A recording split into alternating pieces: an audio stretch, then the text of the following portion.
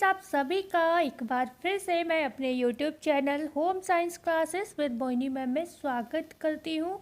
आज का जो क्लास है हमारा, हमने आपको कल ही बता दिया था, ये 125 की सीरीज़ है। बहुत ही इम्पोर्टेंट एमसीक्यूज इसमें कुछ प्रश्न ऐसे होंगे जो शायद ही आपने पहले कभी कहीं देखे होंगे और संभावना भी है कि एग्ज़ाम में पूछे जा सकते हैं, क्योंकि हमारे ही सिलेबस के हैं, हमारी ही इम्पोर्टेंट बुक से हैं। ठीक है, तो क्लास को एंड तक देखिएगा क्योंकि ये 125 की सीरीज़ है। हाँ, लेकिन क्योंकि इसमें 125 प्रश्न है, क्लास लंबी होगी, इसलिए मुझसे बहुत ज़्यादा एक्सप्लेनेशन की आप इसमें उम्मीद ना करें। एक्सप्लेनेशन क्लास जो रहेगी वो 50 वाली जो सीरीज़ चलती है हम उसमें करते हैं, आपको पता होगा ये चीज़। जब भी हम 100 क्वेश्चन या फिर 125 की सीरीज़ लाते हैं तो ज़्यादा एक्सप्लेनेशन हम नहीं करते, क्योंकि ये क्या है, आपको टेस्ट है, चेक करना है कि आपकी तैयारी कितनी है। ठीक है, तो स्टार्ट करते हैं। क्वेश्चन 1 है, और एक बार प्लीज़ सभी लोग वीडियो को शेयर कर दें अपने मित्रों को, और नए आए हो तो चैनल को सब्सक्राइब और लाइक सभी लोग ज़रूर करें। ठीक है, तो रेशम की देवी का नाम क्या था, आपको ये बताना है। क्या सीलिंगची था, एलिजाबेथ था, एक विक्टोरिया था, या चीलिंगसी था? तो यहाँ पर जो रेशम की देवी का नाम, आई होप सबने समझ लिया होगा, सीलिंगची था। ठीक है, क्योंकि चीन में रेशम की खोज हुई थी और इन्हीं के द्वारा क्या था, रेशम की देवी ने ही क्या किया था, जो था मतलब रेशम का एक कोकून लटक रहा था, सहतूत का पेड़ था, उस पर एक कोकून लटक रहा था और इन्होंने क्या किया, उस पर चाय को फेंक दिया। किसी भी वजह से इन्हें अच्छी नहीं लगी चाय, जो भी रीज़न था, और वो कोकून जो था उस पर चाय गिरी। और जब उन्होंने दूसरे दिन देखा कि बाहर बहुत सुंदर सा धागा एक मतलब लटक रहा है। ठीक है, तो मतलब इस तरीके से सी लिंचिंग ने किया है। ओके, मैं ज़्यादा एक्सप्लेनेशन के चक्कर में नहीं हूँ। क्वेश्चन है यहाँ पर 2, ऊन की केंद्रीय परत क्या कहलाती है? क्या क्यूटिकल कहलाती है, मेड्यूला कहलाती है, गुहिका कहलाती है, केंद्रिका कहलाती है? तो बेसिकली ऊन में आप जानते हो 3 परतें होती हैं। ठीक है, तो पहली परत आपकी क्या कहलाती है, यहाँ पर ऊन की केंद्रीय परत पूछी गई है, तो पहली आपकी क्यूटिकल होती है, दूसरी कॉर्टेक्स होती है, और ये तीसरी जो होती है वो कौन सी होती है, मध्य परत, जिसे हम केंद्रीय परत या केंद्र बिंदु वाली परत कहते हैं, ये मेड्यूला होती है। बी ऑप्शन सही होगा। जिस ऊन में कहते हैं मेड्यूला जितना कम होता है वह ऊन उतना ही ज़्यादा अच्छी क्वालिटी को के लिए प्रदर्शित करता है। और अच्छा, एक चीज़ और भी है, जो मेड्यूला होता है ये अवशोषक क्षमता को बढ़ाता है ऊन में। ओके, अवशोषक क्षमता जो है इसी वजह से आती है, इसीलिए ये वाली जो परत होती है रंगाई के लिए इम्पोर्टेंट मानी जाती है, कि अगर किसी में मेड्यूला है अच्छा तो वो रंगने में ज़्यादा मतलब वो ऊन आप इजीली रंग सकते हो। ठीक है, बकाया क्यूटिकल है वो मजबूती वगैरह के लिए इम्पोर्टेंट होता है। क्वेश्चन है यहाँ पर 3, लीलन के रेशो, यहाँ पर रेशो होगा कि लंबाई कितनी होती है, 10 से 12 माइक्रोन, 12 से 20 माइक्रोन, 9 से 21 माइक्रोन, या फिर 9 से 10 माइक्रोन। लीलन के रेशे की बात हो रही है, जो कि हमें फ्लेक्स की तनी से प्राप्त होता है। जो इसका माइक्रोन यहाँ पर पूछा गया है, तो माइक्रोन जो होता है इसका 12 से 20 माइक्रोन का ये रेशा माना जाता है। ठीक है, एक सेकेंड, ये प्रश्न जो है गड़बड़ है। ये तो 12 से 20 जो होता है कपास की होती है। ठीक है, कपास का होता है। भाई मैं थोड़ा सोच में पड़ गई इसलिए रुक गई थी। 12 से 20 तो कपास का होता है ना। लीलन के रेशों का जो माइक्रोन होता है वो या तो 15 से 18 या फिर 14 से 18 होता है। तो यहाँ पर थोड़ा मिस्टेक हो गया, किसी भी रीजन से हो गया हो। ठीक है, तो यहाँ पर आप ये से सही कर लीजिएगा, 15 से 18 या 14 से 18 इसका माइक्रोन होता है। ये जो है 12 से 20 ये कपास के रेशों का होता है। ठीक है, तो चलते हैं आगे, क्वेश्चन नंबर 4 की बात करेंगे। लीलन के रेशों से रूमाल तौलिया अधिकतर बनाए जाते हैं, क्योंकि इनमें अवशोषकता मतलब अवशोषकता के कारण, नमनीयता के कारण, मजबूती के कारण, या फिर सफाई में आसान होता है इसलिए। तो हम लीलन के रेशों से रूमाल और तौलिया इसलिए बनाते हैं जिससे कि इसमें क्या होता है, अवशोषकता का गुण पाया जाता है। ये जितनी जल्दी पानी को अपने अंदर सोखता है उतनी ही जल्दी क्या होता है, सूख भी जाता है। ये कपड़ा जो है रिलीज़ कर देता है। इस वजह से मतलब अवशोषकता, मतलब आपने मान लो कहीं भी स्लिप है, किचन की स्लिप है, किचन में लीलन के कपड़े उपयोगी माने जाते हैं, तो बहुत जल्दी पत्थर पे पानी फैलता है। तो अगर आप किचन में लीलन का कपड़ा रखते हो तो बहुत जल्दी वो स्लिप का पानी आपके सोख लेगा। ठीक है ना, तो मतलब पानी को बहुत जल्दी ऑब्जर्व कर लेता है। ये ऑप्शन सही था।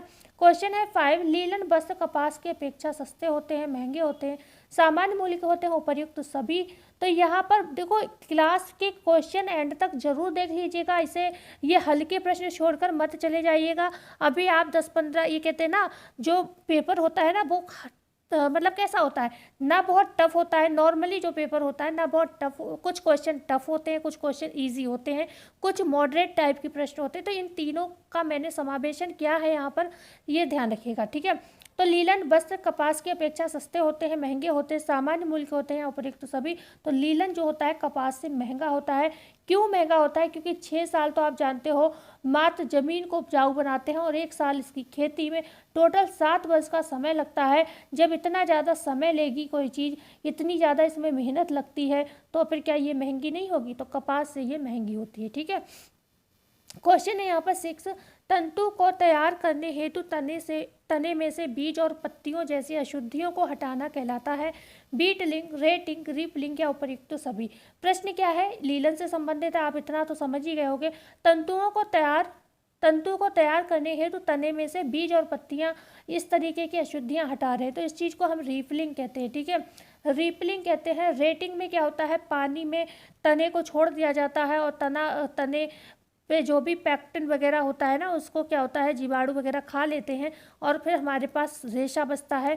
ये पानी में किया जाता है, रासायनिक विधियों द्वारा भी किया जाता है, ठीक है। तो खुले में भी छोड़ देते हैं इसको, तो इस तरीके से रेटिंग किया जाता है। लेकिन यहाँ पर जो आपका राइट आंसर है वो सी ऑप्शन सही है, क्योंकि अशुद्धियों को हटाने की बात हो रही है, बीज और पत्तियों को हटाने की बात हो रही है।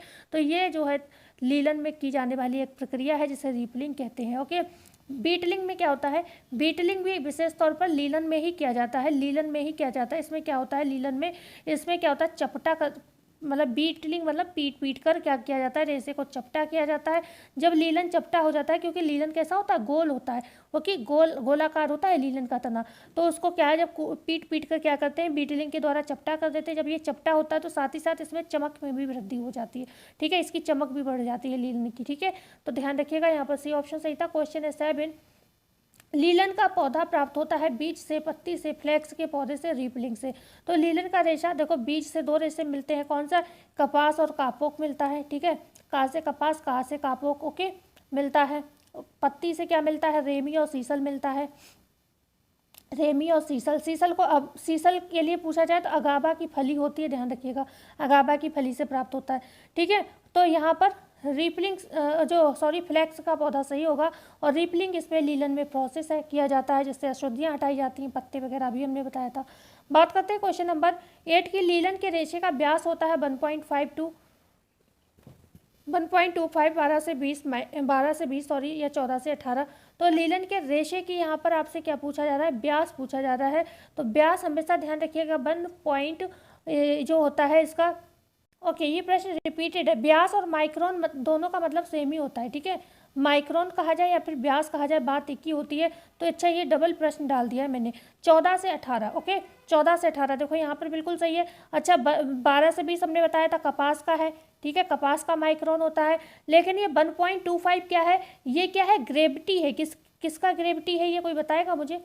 ठीक है, विशिष्ट गुरुत्व है, सॉरी ग्रेविटी नहीं, सॉरी हाँ, विशिष्ट गुरुत्व है। ये किसका है? ये रेशम का है, ओके, रेशम का है। और ये जो 1.52 है, ये किसका है? कपास का है, रेयॉन का है, लीलन का है, तीनों का है ये, ठीक है।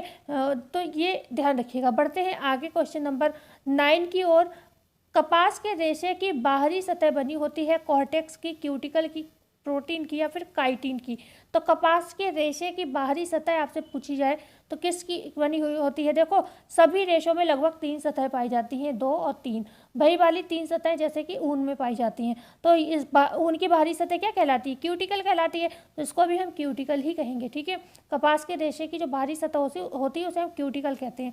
बात करते हैं क्वेश्चन नंबर 10 की। कपास तंतु अनुप्रस्थ काट में कैसा दिखाई देता है?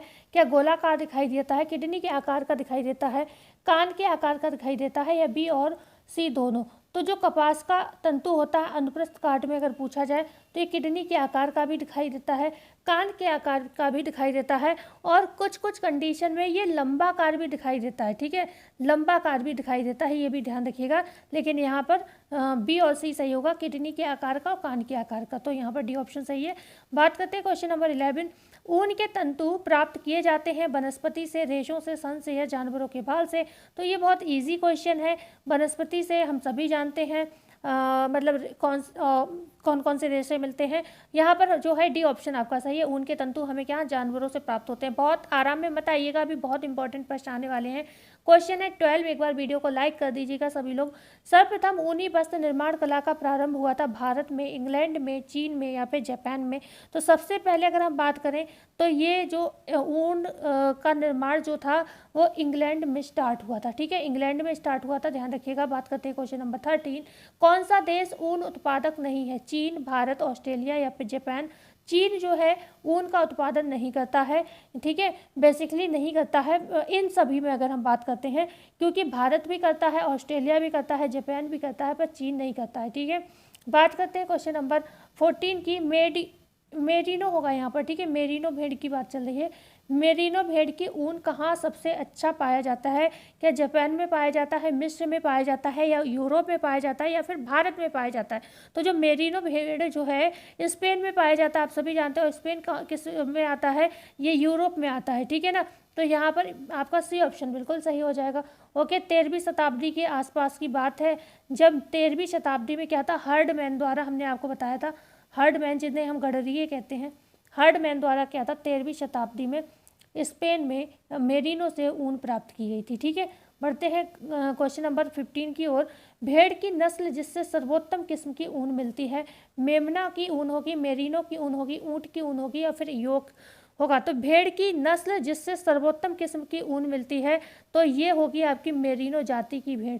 ठीक है, बिक्यूना से आपको पता है मिंक कोट बनता है, बिक्यूना से तो बनता है मिंक कोट, दुनिया का सबसे महंगा कोट होता है। ओके, लेकिन तब भी कंफ्यूज मत होना कभी भी। अगर पूछा जाए ऊन किसकी सबसे अच्छी होती है, वो होती है मेरिनो की। बेशक मिंक कोट सबसे महंगा दुनिया का ऊन है, लेकिन अगर ऊन पूछी जाए सर्वोत्तम किसकी है तो वो मेरिनो की है। आगे हम बात करते हैं क्वेश्चन नंबर 16 की। ऊर्जा के प्रकार हैं सौर ऊर्जा व यांत्रिक ऊर्जा, तापीय व विद्युत ऊर्जा। सभी के प्रश्न हैं, मिक्स हैं, ये मत सोचिएगा कि खाली टेक्सटाइल के हैं, मिक्स है। यहाँ पर चाइल्ड डेवलपमेंट भी मिलेगा आपको, एक्सटेंशन एजुकेशन भी मिलेगा, टेक्सटाइल भी मिलेगा आपको, सारे की सारी मतलब ब्रांचेस को कवर किया है। ठीक है, तो ऊर्जा के प्रकार क्या? सौर ऊर्जा व यांत्रिक ऊर्जा है, या फिर रासायनिक ऊर्जा व विद्युत ऊर्जा है, और रासायनिक ऊर्जा है, या फिर उपर्युक्त सभी। तो ये सभी आपकी ऊर्जा के प्रकार हैं। जो आपकी सूर्य ऊर्जा है ये प्राकृतिक ऊर्जा है, ये ध्यान रखिएगा। ठीक है, ये प्राकृतिक ऊर्जा है। ओके, बात करते हैं, यहाँ पर डी ऑप्शन सही था। क्वेश्चन है 17, ऊर्जा की इकाई क्या है? जूल है, कैलोरी है, सूर्य है, निम्न में से कोई नहीं। तो ऊर्जा की इकाई की हम जब भी बात करेंगे तो जूल है। ठीक है, ऊर्जा की इकाई क्या है? जूल है। ओके, और जो किलो कैलोरी है इसे पोषण में हम कहते हैं, मतलब पोषण की इकाई मानते हैं। ठीक है, किलो कैलोरी। लेकिन बेसिकली आपसे पूछा जाए जब ओवरऑल प्रश्न, तो जूल ही क्या होगा? ऊर्जा की मतलब यूनिट मानी जाती है, इकाई मानी जाती है। ठीक है, जो जूल है। ठीक है, आगे अगर हम बात करते हैं इसकी सूर्य की, तो सूर्य क्या है? ये ऊर्जा का मूल साधन अगर पूछा जाए क्या है, तो ऊर्जा का मूल साधन है। ठीक है, मूल साधन अगर पूछा जाए कौन है, तो सूर्य है। ठीक है, प्राकृतिक साधन भी है, मूल साधन भी है, प्राइमरी रिसोर्स यही है। आगे हम बात करते हैं क्वेश्चन नंबर 18 की। 1793 या फिर 94, मतलब 93 94 के मध्य की बात बतानी है आपको। 1793 टू 94 के मध्य पहली बार शरीर के चयापचय की प्रक्रिया को किसके द्वारा स्पष्ट किया गया? ठीक है, सर्वप्रथम बात हो रही है कि मेटाबॉलिज्म को किसने स्पष्ट किया। ठीक है, एक स्पष्ट करना अलग बात होती है, किसी की खोज करना अलग बात होती है। ओके, तो रोबनर ने किया, टोवाइस ने किया, लेवॉइजर ने किया, या फिर लेविंग ने किया?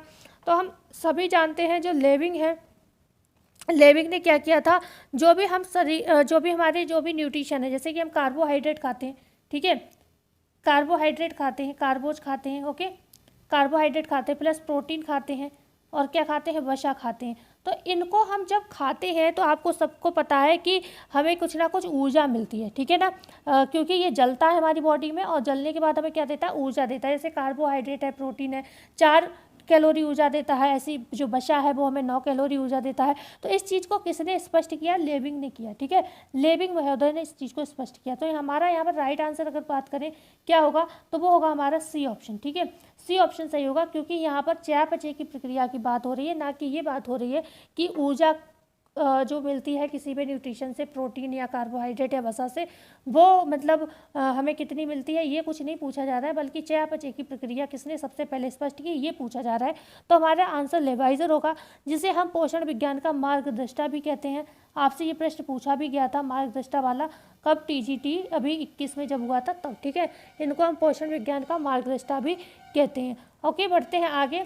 अच्छा, रबनर के विषय में अगर हम बात करते हैं तो रबनर ने क्या बताया था, जो ये रबनर जो थे भोज्य पदार्थों के शक्ति मूल्यों का, भोज्य पदार्थों के शक्ति मूल्य को बताया था, ठीक है।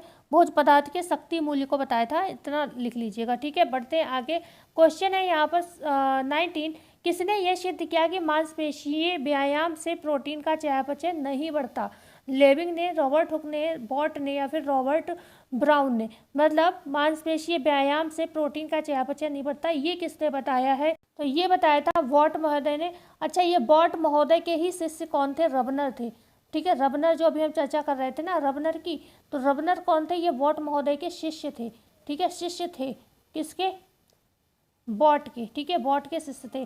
और इन्हीं बॉट ने ये बताया था मांसपेशीय व्यायाम से प्रोटीन का चयापचय जो है कोई, मतलब इस पर कोई फर्क नहीं पड़ता, मतलब बढ़ता नहीं कि आपने अगर मांसपेशीय व्यायाम कर लिया तो प्रोटीन बहुत ज़्यादा उससे प्रभावित होगी, ठीक है। लेकिन जो रबनर थे, इन्होंने क्या बताया था? इन्होंने भोज्य पदार्थों के शक्ति मूल्यों का निर्धारण किया था।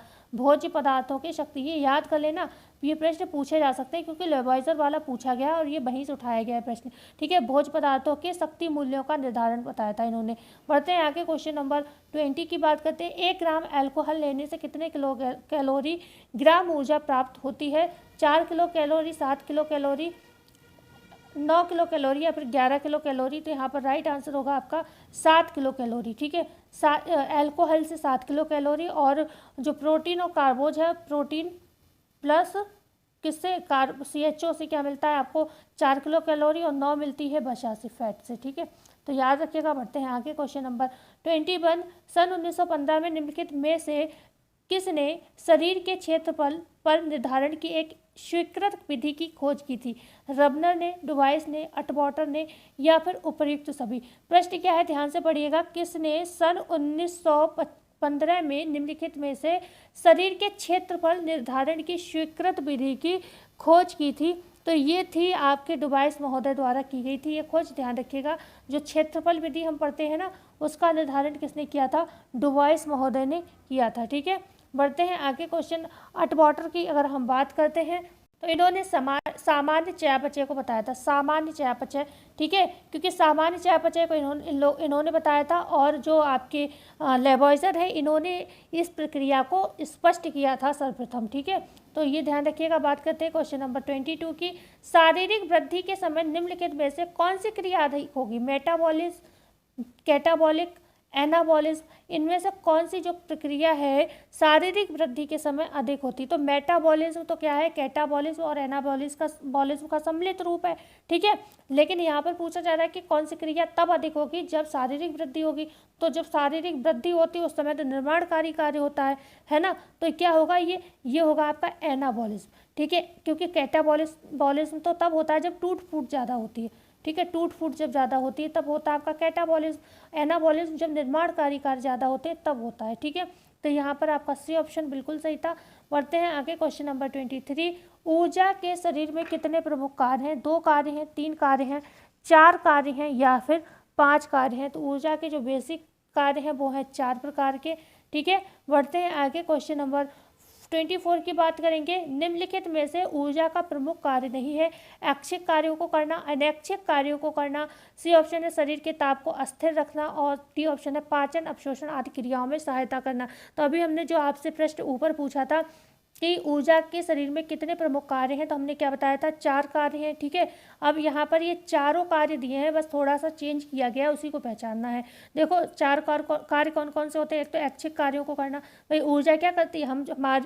जो हमारे शरीर में ऊर्जा है उसी की वजह से तो हम अभी पढ़ा रहे हैं आपको। अगर शक्ति ही नहीं होगी तो हम नहीं पढ़ा पाएंगे, ठीक है। अनैच्छिक कार्य करना, जो हमारे अंदर जो हार्ट बीट चल रही है हमारी, हम सांस ले रहे हैं, इन चीज़ों पर अभी हमारा कोई नियंत्रण नहीं है, ठीक है। आपको लगता है कि आप सांस ऐसे ही रोक लोगे अपनी, तो नहीं रोक पाओगे, कुछ ही देर रोक पाओगे, फिर अपने आप ही एकदम से सांस आ जाएगी, ठीक है। क्योंकि इन पर हमारा कंट्रोल नहीं है, अनैच्छिक कार्य है ये, ओके। ये भी करती है ऊर्जा। शरीर के ताप को अस्थिर रखना, अस्थिर नहीं स्थिर रखता है, ठीक है। अगर ताप हमारा ऊपर ज़्यादा कम ज़्यादा होता रहेगा तो हमारा शरीर प्रभावित होगा, तो स्थिर रखता है, ठीक है ना। ज़्यादा हो गया ताप तो हमें बुखार हो जाएगा, कम हो गया ताप तो हमारा बीपी वगैरह गिर जाएगा, क्योंकि एक नॉर्मल टेम्परेचर होना जरूरी है। पाचन, अवशोषण आदि क्रियाओं में सहायता करना, ये भी कार्य करता है ऊर्जा। ठीक है, तो यहाँ पर हमारा सी ऑप्शन जो था ये गलत था। ओके, सी गलत था, वैसे सही है, बस स्थिर जोड़ दो तो सही हो जाएगा, अस्थिर जोड़ दिया इस वजह से गलत है। तो ये चारों कार्य हैं, इसमें स्थिर लगा लो यहाँ पर जो मैंने ये लिखा है, इसके बाद ये चारों सही हो जाएंगे। ठीक है, तो ये याद कर लेना इंपॉर्टेंट है। क्वेश्चन है 25, निम्नलिखित में से कौन सा अधिनियम 1955 में नहीं आया?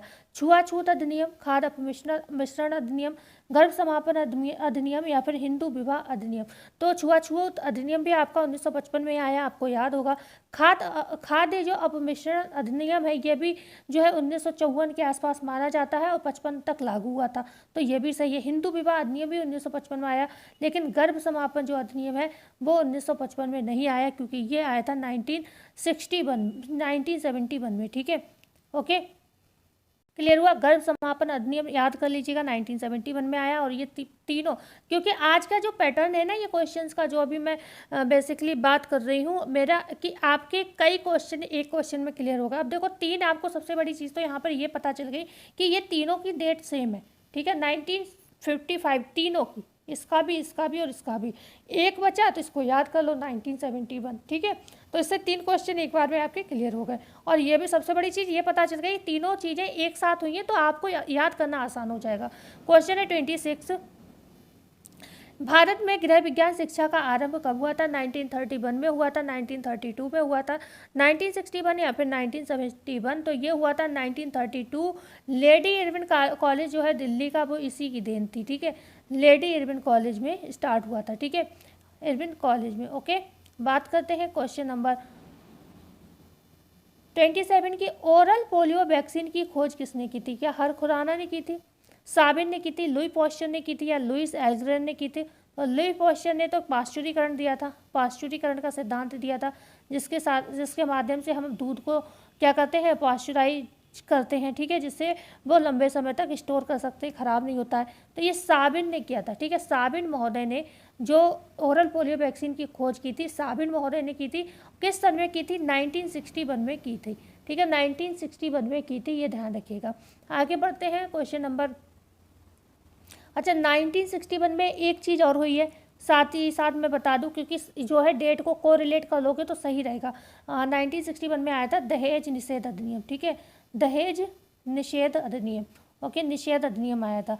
ओके, दहेज निषेध अधिनियम आया था 1961 में। और मैंने इसी से जो अभी प्रश्न आपको सॉल्व किया था, गर्भ समापन अधिनियम, कि दहेज निषेध अधिनियम आया 1961 में, तभी उसके बाद क्या हो गया, लड़कियों का गर्भ समाप्त करके परेशान किया जाने लगा दहेज के बाद। भाई चलो दहेज नहीं लेंगे, लड़की को ऐसे परेशान करेंगे। ठीक है, उसके बच्चे को पेट में मारने लगे। तो सोच के 10 साल सोचने में लगे, मैंने एक ट्रिक बनाई थी ये, 10 साल गवर्नमेंट को सोचने में लगा कि क्या करें, तभी इन्होंने क्या किया, एक गर्भ समापन अधिनियम बना दिया। तो 1961 में क्या आया था, दहेज निषेध अधिनियम, और 10 साल बाद 1971 में गर्भ समापन अधिनियम आया। ठीक है, याद रखिएगा। ऐसे करके चीज़ों को मैं थोड़ा करती हूँ, कोशिश करना पड़ता है ना, अगर नहीं करेंगे तो चीज़ें नहीं याद होंगी, इतनी ज़्यादा चीज़ें याद कर पाना मुश्किल होता है। तो संबंध स्थापित करके ही हो सकती हैं कुछ चीज़ें। क्वेश्चन है यहाँ पर 28, निम्नलिखित में से गलत पहचानना है आपको। कथन, विश्व बाल दिवस 20 नवंबर, विश्व बालिका दिवस 24 नवंबर, राष्ट्रीय बालिका दिवस 24 जनवरी, या साक्षरता मिशन आपका 8 मई 1988 को। तो देखो विश्व बाल दिवस 20 नवंबर को आया। अब आप इसे भी अच्छे से याद कर सकते हो। देखो विश्व बाल दिवस 20 नवंबर और विश्व बालिका दिवस 24 नवंबर, मतलब 4 दिन बाद विश्व बालिका दिवस आ गया। लेकिन जो राष्ट्रीय, हमारा जो भारतीय बालिका दिवस कह सकते हैं, इसे राष्ट्रीय, जो हमारे देश का उसे हम राष्ट्रीय कहते हैं ना, विश्व मतलब विश्व की बात हो रही है। तो राष्ट्रीय जो हमारे भारत का, वो भी आया 24 तारीख को ही, लेकिन ये नवंबर में ना के जनवरी में आया। ठीक है, तो क्या आप इतना संबंध स्थापित करोगे तो याद होगा, नहीं होगा? ओके, 20 नवंबर आपको सीधे याद करना है, विश्व बाल दिवस 20 नवंबर, विश्व बाल दिवस 20 नवंबर। ठीक है, ओके, विश्व 20, ठीक है, बाल से नवंबर, ओके, थोड़ा थोड़ा कोल रिलेट करिए आप सब चीज़ों को, ठीक है। 4 दिन बाद बालिका दिवस हो गया और उसी 24 जनवरी को आगे चलकर राष्ट्रीय बालिका दिवस मनाया गया, ठीक है। नवंबर दिसंबर 1 महीना छोड़ा, जनवरी में हमने क्या मनाया, राष्ट्रीय बालिका दिवस मनाया। ऐसे सोच लो कि 24 नवंबर को क्या था, विश्व ने क्या किया, बालिका दिवस मनाया, ठीक है। तभी हमारे देश के लोगों के मन में आया कि हमें भी मनाना चाहिए ये दिन।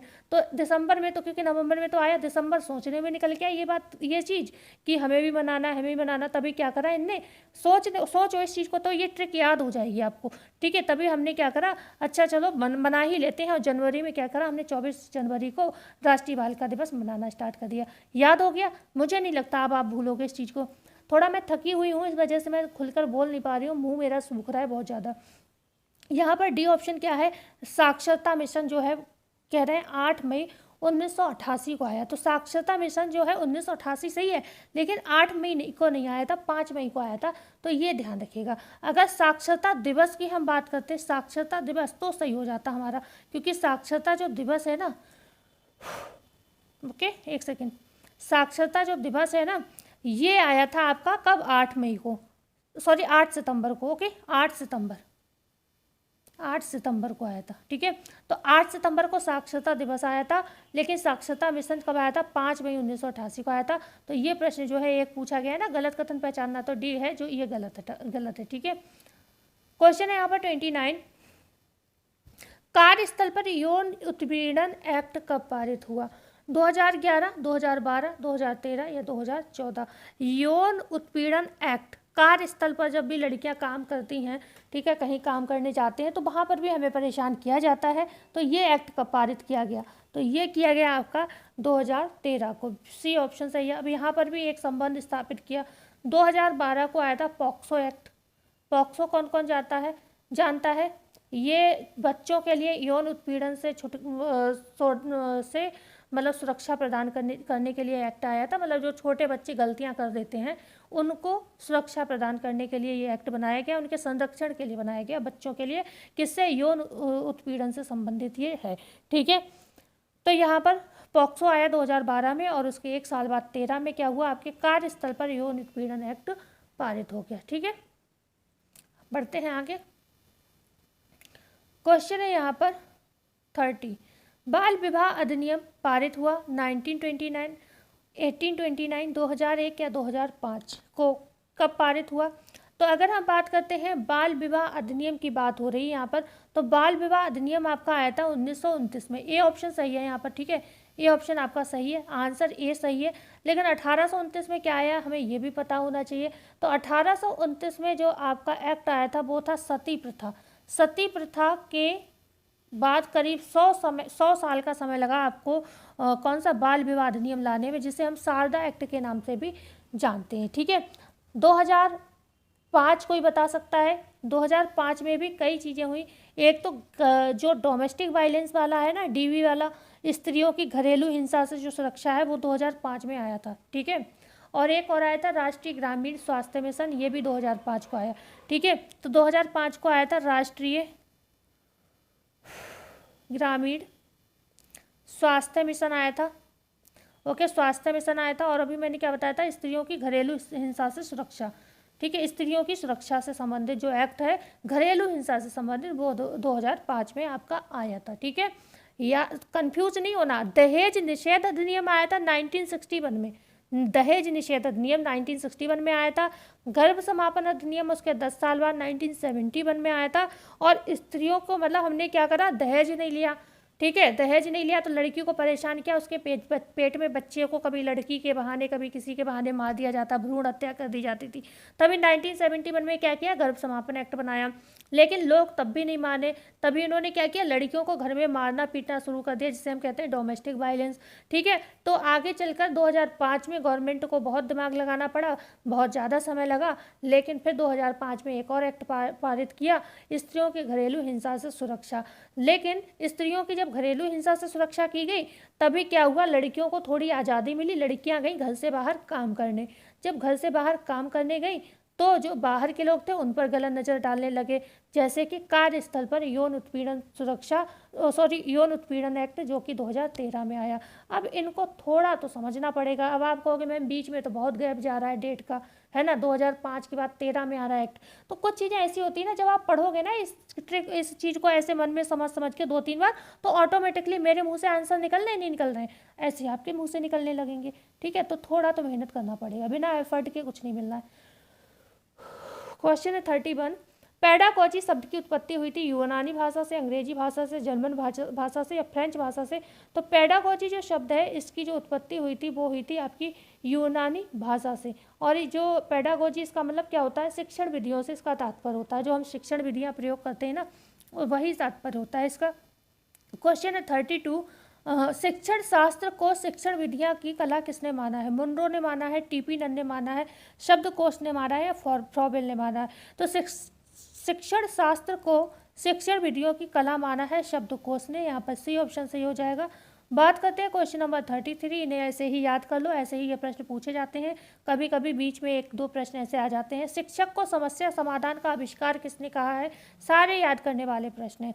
H.G. लिविट ने कहा है, ग्रीन ने कहा है, ली ने कहा है, या इनमें से कोई नहीं? तो शिक्षक को समस्या समाधान का आविष्कारक H.G. लिविट ने कहा है। ठीक है, क्वेश्चन है 34। राष्ट्रीय शिक्षा तकनीकी परिषद द्वारा शिक्षण शास्त्र, ठीक है, राष्ट्रीय शिक्षा तकनीकी परिषद, यहाँ पर NCERT की बात चल रही है, द्वारा शिक्षा शास्त्र क्या है ये बताना है। क्या अधिगम प्रक्रिया में सुधार हेतु विधियों का विकास करना, या तकनीकी एवं सहायक साधनों का प्रयोग एवं मूल्यांकन करना?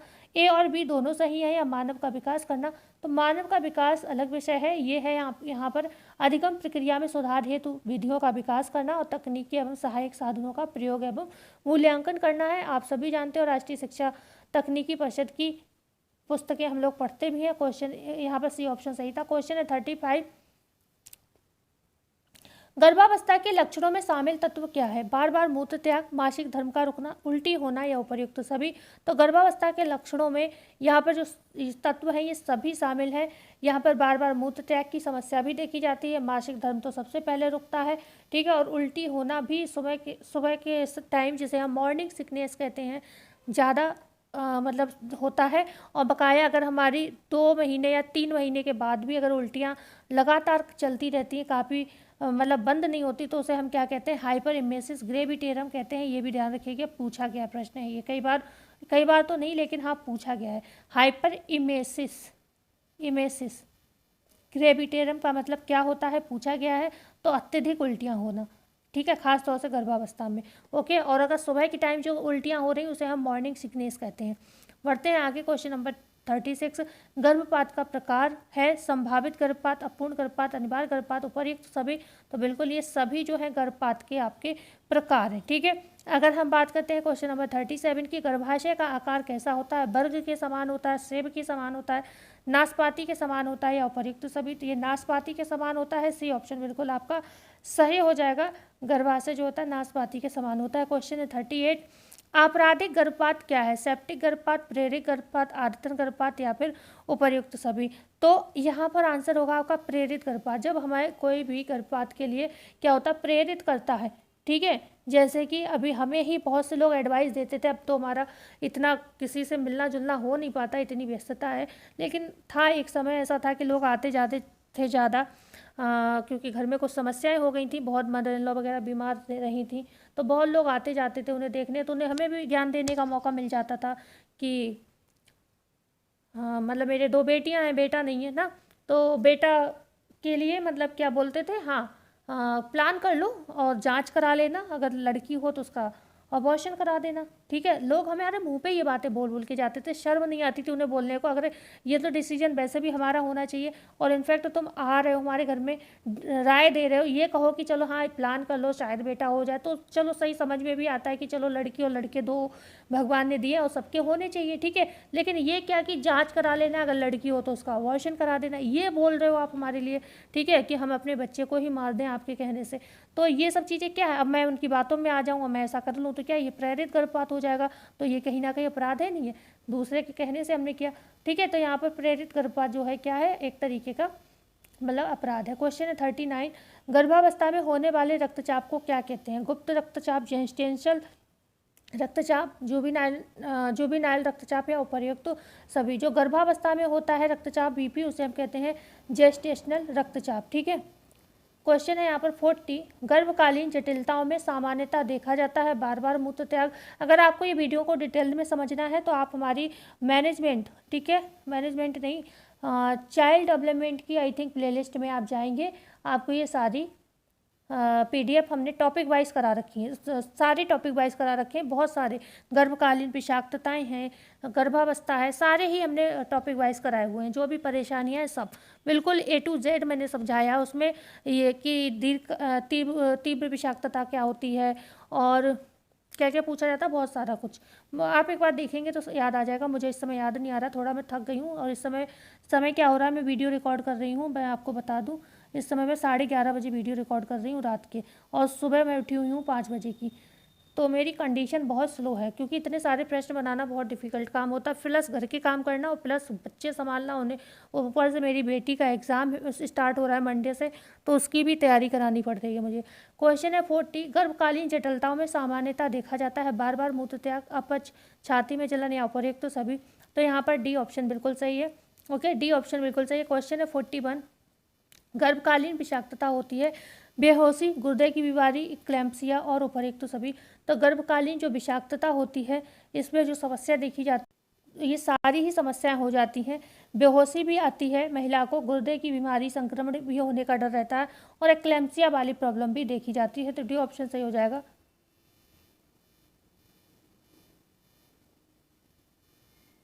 ओके, क्वेश्चन है यहाँ पर 42,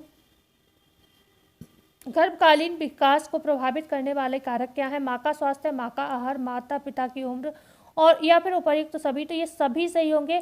जो गर्भकालीन विकास होता है उनको ये सभी प्रभावित करते हैं। ये प्रश्न आगे बहुत इंपॉर्टेंट है, क्लास को मत छोड़ दीजिएगा। ये इजी क्वेश्चन है, शायद मैंने पहले भी कराए हैं आपको। पूर्ण बाल्यावस्था की अवस्था होती है 0 से 2 वर्ष, 2 से 6 वर्ष, 6 से 12 वर्ष, या फिर 12 से 18 वर्ष।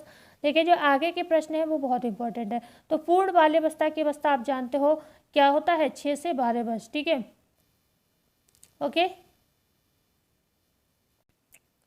बढ़ते हैं आगे। क्वेश्चन नंबर 44 की बात करते हैं। जन्म के समय हृदय की धड़कन होती है 80 से 100, 90 से 100, 100 से 120, या फिर 130 से 150। तो जन्म के समय हृदय की धड़कन की अगर बात हो तो 130 से 150 होती है। ठीक है, बात करते हैं क्वेश्चन नंबर 45 की। फर्नीचर व्यवस्था में न्यू क्लासिक शैली किसकी देन है? इटली की देन है, जापान की देन है, फ्रांस की देन है, या फिर अमेरिका की देन है?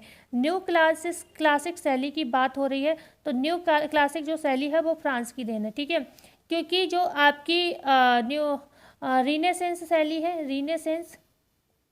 रीनेसेंस शैली, प्लस आपकी कौन सी है, रोकोको शैली। ठीक है, रोकोको नहीं, बारोक। ठीक है, बारोक। ओके, बारोक। तो ये जो रीनेसेंस और जो बारोक है, ये दोनों किसकी, इटली की देन है। ठीक है, इटली की देन है। ओके, दोनों इटली की देन है। और जो आपकी न्यू क्लासिक है, और जो अभी हमने नाम लिया था रोकोको शैली, ये दोनों किसकी, फ्रांस की देन है। ठीक है, फ्रांस की देन है। तो यहाँ पर पूछा जा रहा है न्यू क्लासिक पूछा जाए या फिर रोकोको पूछा जाए, ये दोनों ही शैलियाँ किसकी, फ्रांस की देन है, और ये फर्नीचर की शैलियाँ हैं। ओके, बात करते हैं क्वेश्चन नंबर यहाँ पर 46, फर्नीचर व्यवस्था में बारोक शैली डैश शताब्दी की देन है? फर्नीचर व्यवस्था में बारोक शैली आपको बतानी है, क्या 1400 से 1800, या 1550 से 1750, 1715 से 1775 शताब्दी, या फिर 1775 से 1800 शताब्दी? तो यहाँ पर जो हमारा राइट आंसर होगा, बारोक शैली की आपसे बात हो रही है, तो बारोक शैली जो है आपकी 1550 से 1750। ठीक है, बी ऑप्शन यहाँ पर सही होगा। लेकिन जो 1400 से 1800 है, ये जो शैली है वो आपकी रीनेसेंस शैली है, रीनेसेंस। ओके, जो आपकी ये वाली है, ये है आपकी रोकोको। ठीक है, रोकोको शैली का समय है ये 1715 से 1775, और जो 1775 से 1800 का समय है, ये किसका दिया है, न्यू क्लासिक शैली का है, न्यू क्लासिक शैली का समय है, ध्यान रखिएगा। बढ़ते हैं आगे। क्वेश्चन नंबर 47, निम्नलिखित में से यह एक प्रकार की बेंच थी, क्या मंका थी, आसंदी थी, प्रोस्था थी, या फिर उपर्युक्त सभी? तो जो आपकी ये मंका मंका थी ए ऑप्शन। ये क्या थी, एक प्रकार की आपकी बेंच थी, जो बेंच होती है ना, टेबल टाइप होती हैं, तो इसको हम पहले के समय में ये एक मंका नाम से चलती थी, इसको हम मतलब बिल्कुल बेंच की तरह ये होती थी, ठीक है। और आसंदी क्या थी, ये मूंजा घास की बनी हुई होती थी, मूंजा घास की बनी हुई होती थी आसंदी। और मतलब ये आसंदी जो थी जो लंबी कुर्सियाँ होती थी ना, लंबी लंबी कुर्सी, उनके समान होती थी, जैसे आज के कल जो सोफ़े चलते हैं ना, आधुनिक सोफ़े के समान, ठीक है। आधुनिक सोफ़े जो होते हैं ना, उनके समान होती थी, लगभग 2 फीट की होती थी, ठीक है, 2 फीट की ये होती थी, ओके। और जो प्रोस्था था, अगर प्रोस्था की हम बात करते थे तो ये क्या होते थे, बिना हत्थे के फर्नीचर होते थे, उनको हम प्रोस्था कहते थे, ओके। क्वेश्चन है 48, ब्राह्मणों के बैठने के लिए पत्थर का बना फर्नीचर कहलाता था। मैंने इसका आंसर तो दे ही दिया ना, मंका है ना, हाँ दे दिया। क्वेश्चन है 48, ब्राह्मणों के बैठने के लिए पत्थर का बना फर्नीचर कहलाता था कोच, पलंग, पर्यांका या फिर तलपा। तो ब्राह्मणों को बैठने के लिए जो पत्थर का फर्नीचर बनता था वो पर्यांका कहलाता था, ठीक है। पर्यांका क्या था, ब्राह्मणों के बैठने के लिए पत्थर का बना एक फर्नीचर था, ध्यान रखिएगा। और इम्पॉर्टेंट है भाई, ये प्रश्न बन सकते हैं क्योंकि ये बुक के प्रश्न है, भले ही पूछे नहीं गए, लेकिन भाई बुक से अगर थोड़ा लेवल डिफिकल्ट किया गया तो आपसे ये प्रश्न पूछे जा सकते हैं। और जो आपका ये कोच है, कोच के साथ ही साथ आपका तलपा है या फिर आपका ये पलंग है, ये जो ये सभी क्या थे, मतलब एक तरीके से आप इन्हें पलंग मान सकते हो। कोच है, तलपा है, और ये जो ये पलंग पलंग के ही प्रकार थे, मतलब कहने का ये है, ठीक है, पलंग के ही प्रकार थे। इसी में एक आता था बहिया, ठीक है, बहिया, एक सेकेंड, बहिया आता था, ये भी पलंग का ही प्रकार था। एक था सयाना, सयाना था, तो ये सयाना, बहिया, तलपा, कोच, पलंग, ये एक ही चीज़ थी, ओके। बढ़ते हैं आगे। क्वेश्चन नंबर यहाँ पर 49, मोल्डेड प्लास्टिक फर्नीचर किस शैली के उदाहरण है, पारंपरिक शैली, आधुनिक शैली, समकालीन शैली या उपयुक्त सभी के। तो जो मोल्डेड प्लास्टिक फर्नीचर थे ये क्या है, आधुनिक शैली के आपके उदाहरण है कि आप इनको अपनी जैसा भी आपकी व्यवस्था है उस तरीके से आप इनको एडजस्ट कर सकते हो, कम जगह में ये जो है सेट हो जाते हैं इस तरीके के फर्नीचर। जो आपके पारंपरिक शैली के फर्नीचर होते हैं, जिसे हम ट्रेडिशनल फर्नीचर या क्लासिक फर्नीचर कह सकते हैं, ये जो फर्नीचर आपके होते थे ना, इनमें क्या होता था, वर्तमान जो शैली है, ओके, उसका प्रयोग तो करते हैं, जो वर्तमान शैली है या फिर जो अलंकरण, जो जो नए नए चीज़ें आजकल सोफे में दिखती हैं या फिर फर्नीचर में दिखती हैं, वो चीज़ें तो होंगी, लेकिन जो एक क्वालिटी होगी ना, जो विशिष्टता होगी किसकी, पारंपरिक शैली की, जो पुरानी फर्नीचर की, वो नष्ट नहीं होने देते हैं, ठीक है। मतलब कुछ ना कुछ नया रूप दे देंगे, लेकिन मतलब वो विशिष्टता उनकी दिखेगी। मान लो पहले के समय में जो फर्नीचर थे वो खूब लंबे लंबे चलते थे, तो पारंपरिक शैली का जब भी फर्नीचर बनाया जाएगा तो वो रहेंगे लंबे ही लंबे, लेकिन हो सकता है कि उनके डिज़ाइन में कुछ थोड़ा बहुत अपना आज का टच डाल दिया जाए, तो उसको हम कहते हैं पारंपरिक शैली के फर्नीचर। और जो समकालीन शैली होती थी, ये अगर पूछी जाए कब विकसित हुई, तो ये 20वीं सदी में विकसित हुई, ठीक है, 20वीं सदी में ये विकसित हुई। और ये क्या था, केवल ऐसा नहीं कि फैशन से ही प्रभावित होती, ये औपचारिकता, पवित्रता, आराम, खुशनुमा, सुंदरता, इस तरीके की टर्म को यूज़ करते हुए काफ़ी अच्छा फर्नीचर ये माना जाता था। लेकिन ये नए फैशन से बहुत जल्दी प्रभावित होता है समकालीन। जैसे पारंपरिक शैली है, ये प्रभावित नहीं होगा नए फैशन से, अपना टच हर बार देगा, ठीक है, कुछ थोड़ा बहुत चेंज हो जाएगा, लेकिन समकालीन में क्या होता है, समय के हिसाब से ये प्रभावित हो जाएगा, ठीक है। मान लो अभी आज मान लो प्लास्टिक के फर्नीचर लोग पसंद कर रहे हैं तो सही है, ठीक है, लेकिन अभी कोई नया फर्नीचर आ जाए तो चेंज हो जाएगा यहाँ पर तुरंत, ठीक है। तो समकालीन फर्नीचर क्या होता है, समय के साथ अपडेट होता रहता है, ओके। यहाँ पर बी ऑप्शन सही था, आधुनिक शैली, जो मोल्डेड प्लास्टिक फर्नीचर है वो आधुनिक शैली का उदाहरण है। बढ़ते हैं क्वेश्चन नंबर 50, फर्नीचर का वर्गीकरण किया जा सकता है 2 आधार पर, 3 आधार पर, 4 आधार पर, 5 आधार पर। तो डी ऑप्शन सही होगा, जो फर्नीचर का वर्गीकरण है ये बिल्कुल 5 आधार पर किया जा सकता है। आपको मैंने फर्नीचर वाला टॉपिक पढ़ाया है, उसको देख सकते हो, थ्योरी क्लास भी कराई है फर्नीचर की, और हमने कराई है आपको प्रैक्टिस क्लास भी। तो एक बार फर्नीचर के सारे प्रश्न A to Z प्रश्न, एक एक प्रश्न कराया हुआ है, अगर आप चाहो तो मैनेजमेंट की बुक में सॉरी प्लेलिस्ट में आप देख सकते हो, ठीक है। अच्छा, बात आती है 5 तरीके से हम कैसे कर सकते हैं। तो नंबर 1, आप कीमत के आधार पर वर्गीकरण कर सकते हो, कीमत के आधार पर, शॉर्टली बता दे रही हूँ। दूसरा, पदार्थ के आधार पर कि आपने क्या पदार्थ का प्रयोग किया, लकड़ी का, धातु का, प्लास्टिक का, कांच का, किसका प्रयोग करके फर्नीचर बनाया है। तीसरा, हम शैली के आधार पर, जो अभी हमने शैलियाँ आपको पढ़ाई थी, ठीक है, उन शैली के आधार पर आप फर्नीचर बना सकते हो। चौथा, हमने बताया था आपको जो बनावट है, ठीक है, बनावट के आधार पर कि आप किस तरीके का बनाना चाहते हो पारंपरिक शैली का फर्नीचर बना सकते हो, या फिर कुछ इस तरीके के भी होते हैं जैसे केसवुड आपने पढ़ा होगा। केसवुड मैंने आपको बताया है। केसवुड किस तरीके के फर्नीचर होते हैं जिनमें गद्दा नहीं लगा होता, उन्हें हम कहते हैं केसवुड।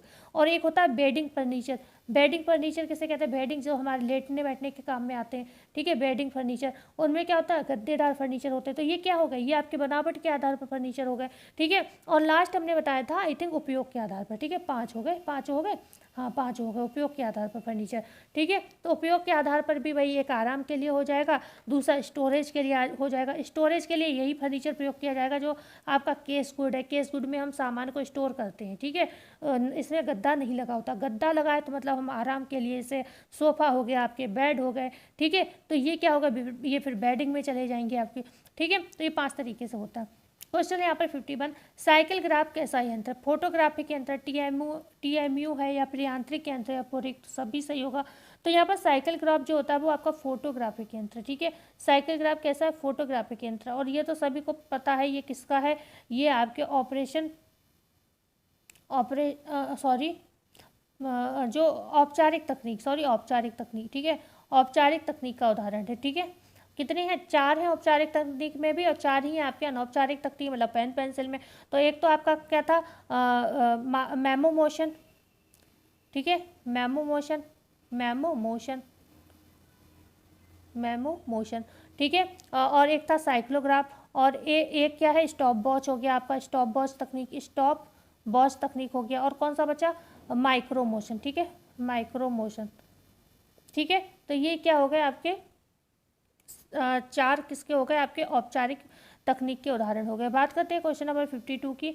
यहाँ पर प्रश्न है, अनौपचारिक तकनीक को निम्न नाम से भी जाना जाता है? पेन और पेंसिल तकनीक, घरेलू तकनीक, डोमेस्टिक तकनीक, या उपरोक्त सभी। तो जो अनौपचारिक तकनीक होती है उसे हम पेन पेंसिल तकनीक भी कहते हैं, उसे हम घरेलू तकनीक भी कहते हैं, और घरेलू को ही हम डोमेस्टिक कहते हैं। तो यहाँ पर डी ऑप्शन सही हो जाएगा, ठीक है। बढ़ते हैं आगे। क्वेश्चन नंबर है 53, प्रोसेस चार्ट में कितने प्रतीक होगा, ठीक है, प्रतीक का प्रयोग किया जाता है? 3, 4, 5 या 6? कितने प्रतीकों का प्रयोग प्रोसेस चार्ट में किया जाता है ये बताना है। यहाँ पर 5 प्रतीकों का प्रयोग किया जाता है। यहाँ पर आंसर आपका हो जाएगा सी ऑप्शन, बिल्कुल सही। जो प्रोसेस चार्ट है उसमें 5 जो है प्रतीक प्रयोग किए जाते हैं। एक छोटा होता है, दूसरा बड़ा होता है गोला, ठीक है, और एक चौकोर होता है, ठीक है, और एक कैसा होता है आपका? तिकोना होता है, ठीक है, ट्रेंगल टाइप होता है ये वाला। और एक कैसा होता है? ये भी क्या होता है? मिक्स होता है, और ये ऐसा होता है, ठीक है, ये मिक्स वाला होता है। तो ये 5 गोले होते हैं, ओके, 5 गोले होते हैं। तो जो छोटा गोला है आपका, ये क्या बताता है? ये स्थानांतरण को बताता है,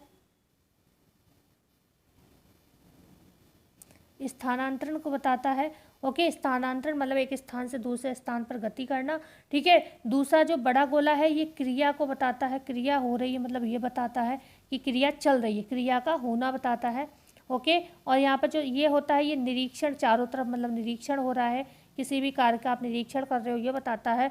और जो ये ट्रैंगल है ये बताता है कि कार्य में रुकावट है, ठीक है, रुकावट को दर्शाता है। और जो आपका लास्ट है मिक्स गोला, ये 2 काम को बताता है, एक तो क्रिया और गति साथ साथ, मतलब आप चल फिर भी रहे हो, क्रिया भी कर रहे हो, ठीक है। मतलब ऐसा नहीं हुआ कि आप चले एक स्थान से दूसरे स्थान पर गए किसी काम को, तो आपका हाथ रुका, आपके हाथ में कोई ना कोई काम है वो आप करते हुए जा रहे हो, ठीक है, ऐसे आप समझ सकते हो। तो यहाँ पर 5 प्रतीकों का प्रयोग किया जाता है प्रोसेस चार्ट में, ध्यान रखिएगा। बढ़ते हैं आगे। क्वेश्चन नंबर 54, प्रोसेस चार्ट में वृत्त का तात्पर्य क्या है? ये वृत्त बना दिया है मैंने हल्का सा, ठीक है, इस तरीके से, एक सेकेंड, ये ठीक है, ये वृत्त है एक तरीके का, ओके। तो ये पूछा जा रहा है इसका तात्पर्य क्या है? क्या स्थानांतरण या रुकावट या क्रिया का होना या निरीक्षण करना। तो अभी जस्ट हमने क्या बताया था, जो चौकोर वाला चौकोर है ये चौकोर, ये जो वृत्त है ये क्या बताता है? ये बताता है निरीक्षण हो रहा है, ठीक है, चारों तरफ का निरीक्षण करना। तो यहाँ पर क्या होगा इसका आंसर? इसका आंसर हो जाएगा आपका डी ऑप्शन, बिल्कुल सही हो जाएगा। स्थानांतरण के लिए अभी हमने क्या बताया था, कौन सा जिम्मेदार होता है? ये छोटू गोला, ठीक है। रुकावट के लिए हमने क्या बताया था कि काम रुक गया, इसको हमने बताया था ट्रायंगल, ओके। और अभी हमने क्रिया हो रही है ये बताया था, ये किसके लिए बताया था? मैंने कहा था ये बड़ा गोला, ठीक है, बड़ा गोला। तो ये समझ में आ गया। बढ़ते हैं आगे। क्वेश्चन है यहाँ पर 55, कार्य सरलीकरण की वह तकनीक जिसमें संपूर्ण क्रिया का अध्ययन न करके किसी विशिष्ट क्रिया या चरण का अध्ययन किया जाता है कहलाती है मल्टीवेन chart, operation chart, process chart या फिर प्राथम्य चार्ट। तो यहाँ पर जो आंसर होगा वो होगा ऑपरेशन चार्ट। ऑपरेशन चार्ट में क्या होता है, संपूर्ण क्रिया का अध्ययन नहीं होता। जैसे अभी हमने बताया था प्रोसेस चार्ट में क्या हो रहा था कि सारा सब कुछ अध्ययन हो रहा है, आप कब कहाँ जा रहे हो, आप कब रुक रहे हो, आप कब मतलब निरीक्षण कर रहे हो, कब आप गति क्रिया दोनों कर रहे हो, सब मतलब पूरा ओवरऑल वहाँ पर अध्ययन चल रहा था। पर ऑपरेशन चार्ट में ऐसा नहीं होता। यहाँ पर क्या होता है, ऑपरेशन में क्या होता है, किसी विशिष्ट चरण या क्रिया का अध्ययन किया जाता है। जैसे कि बहुत छोटी सूक्ष्म क्रियाओं का अध्ययन कर लिया जाता है। जैसे कि आपके छोटे गोला क्या दर्शाता है, यहाँ पर एक सेकेंड, यहाँ पर छोटा गोला का क्या मतलब है, यहाँ पर छोटे गोले का मतलब होता है भुजाओं की गति। भुजाओं की गति मतलब हाथ में भी भुजाओं की गति पकड़ना खाली, ये नहीं पूरे शरीर की गति का अध्ययन नहीं हो रहा है यहाँ पर, सिर्फ हाथ की जो भुजा है उसकी गति का, कितनी बार आपकी भुजा हिली, इसका अध्ययन चल रहा है।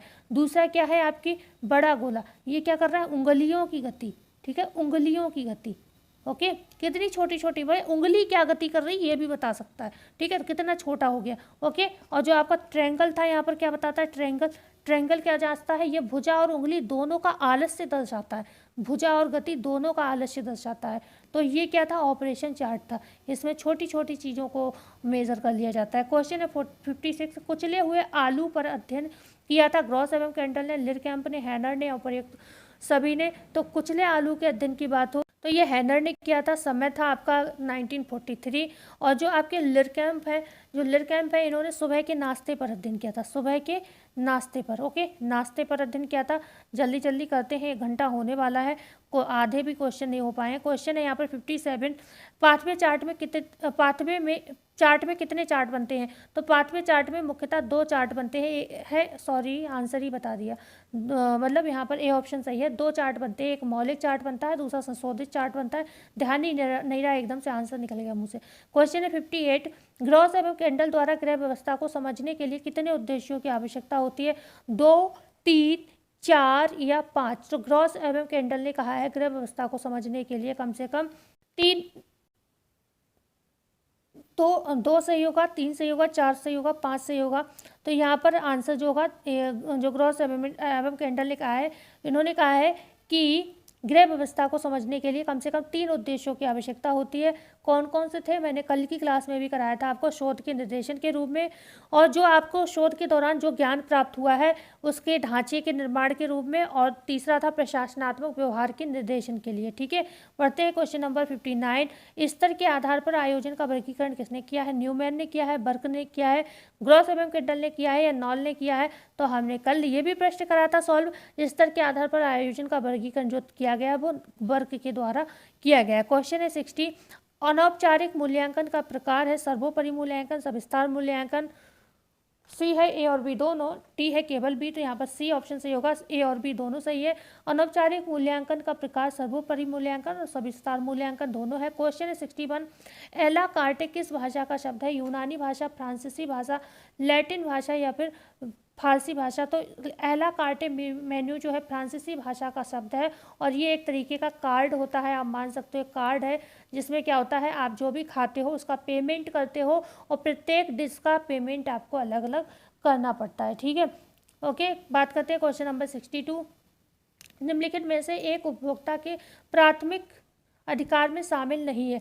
जो उपभोक्ता के आपके अधिकार दिए गए हैं, तो 4 अधिकार क्या है, मेन है, ठीक है, प्राथमिक अधिकार हैं, और 4 कैसे हैं, गौण अधिकार, बल्कि 4 से ज़्यादा ही हैं गौण अधिकार, लेकिन बेसिकली प्रश्न में माने गए हैं 4।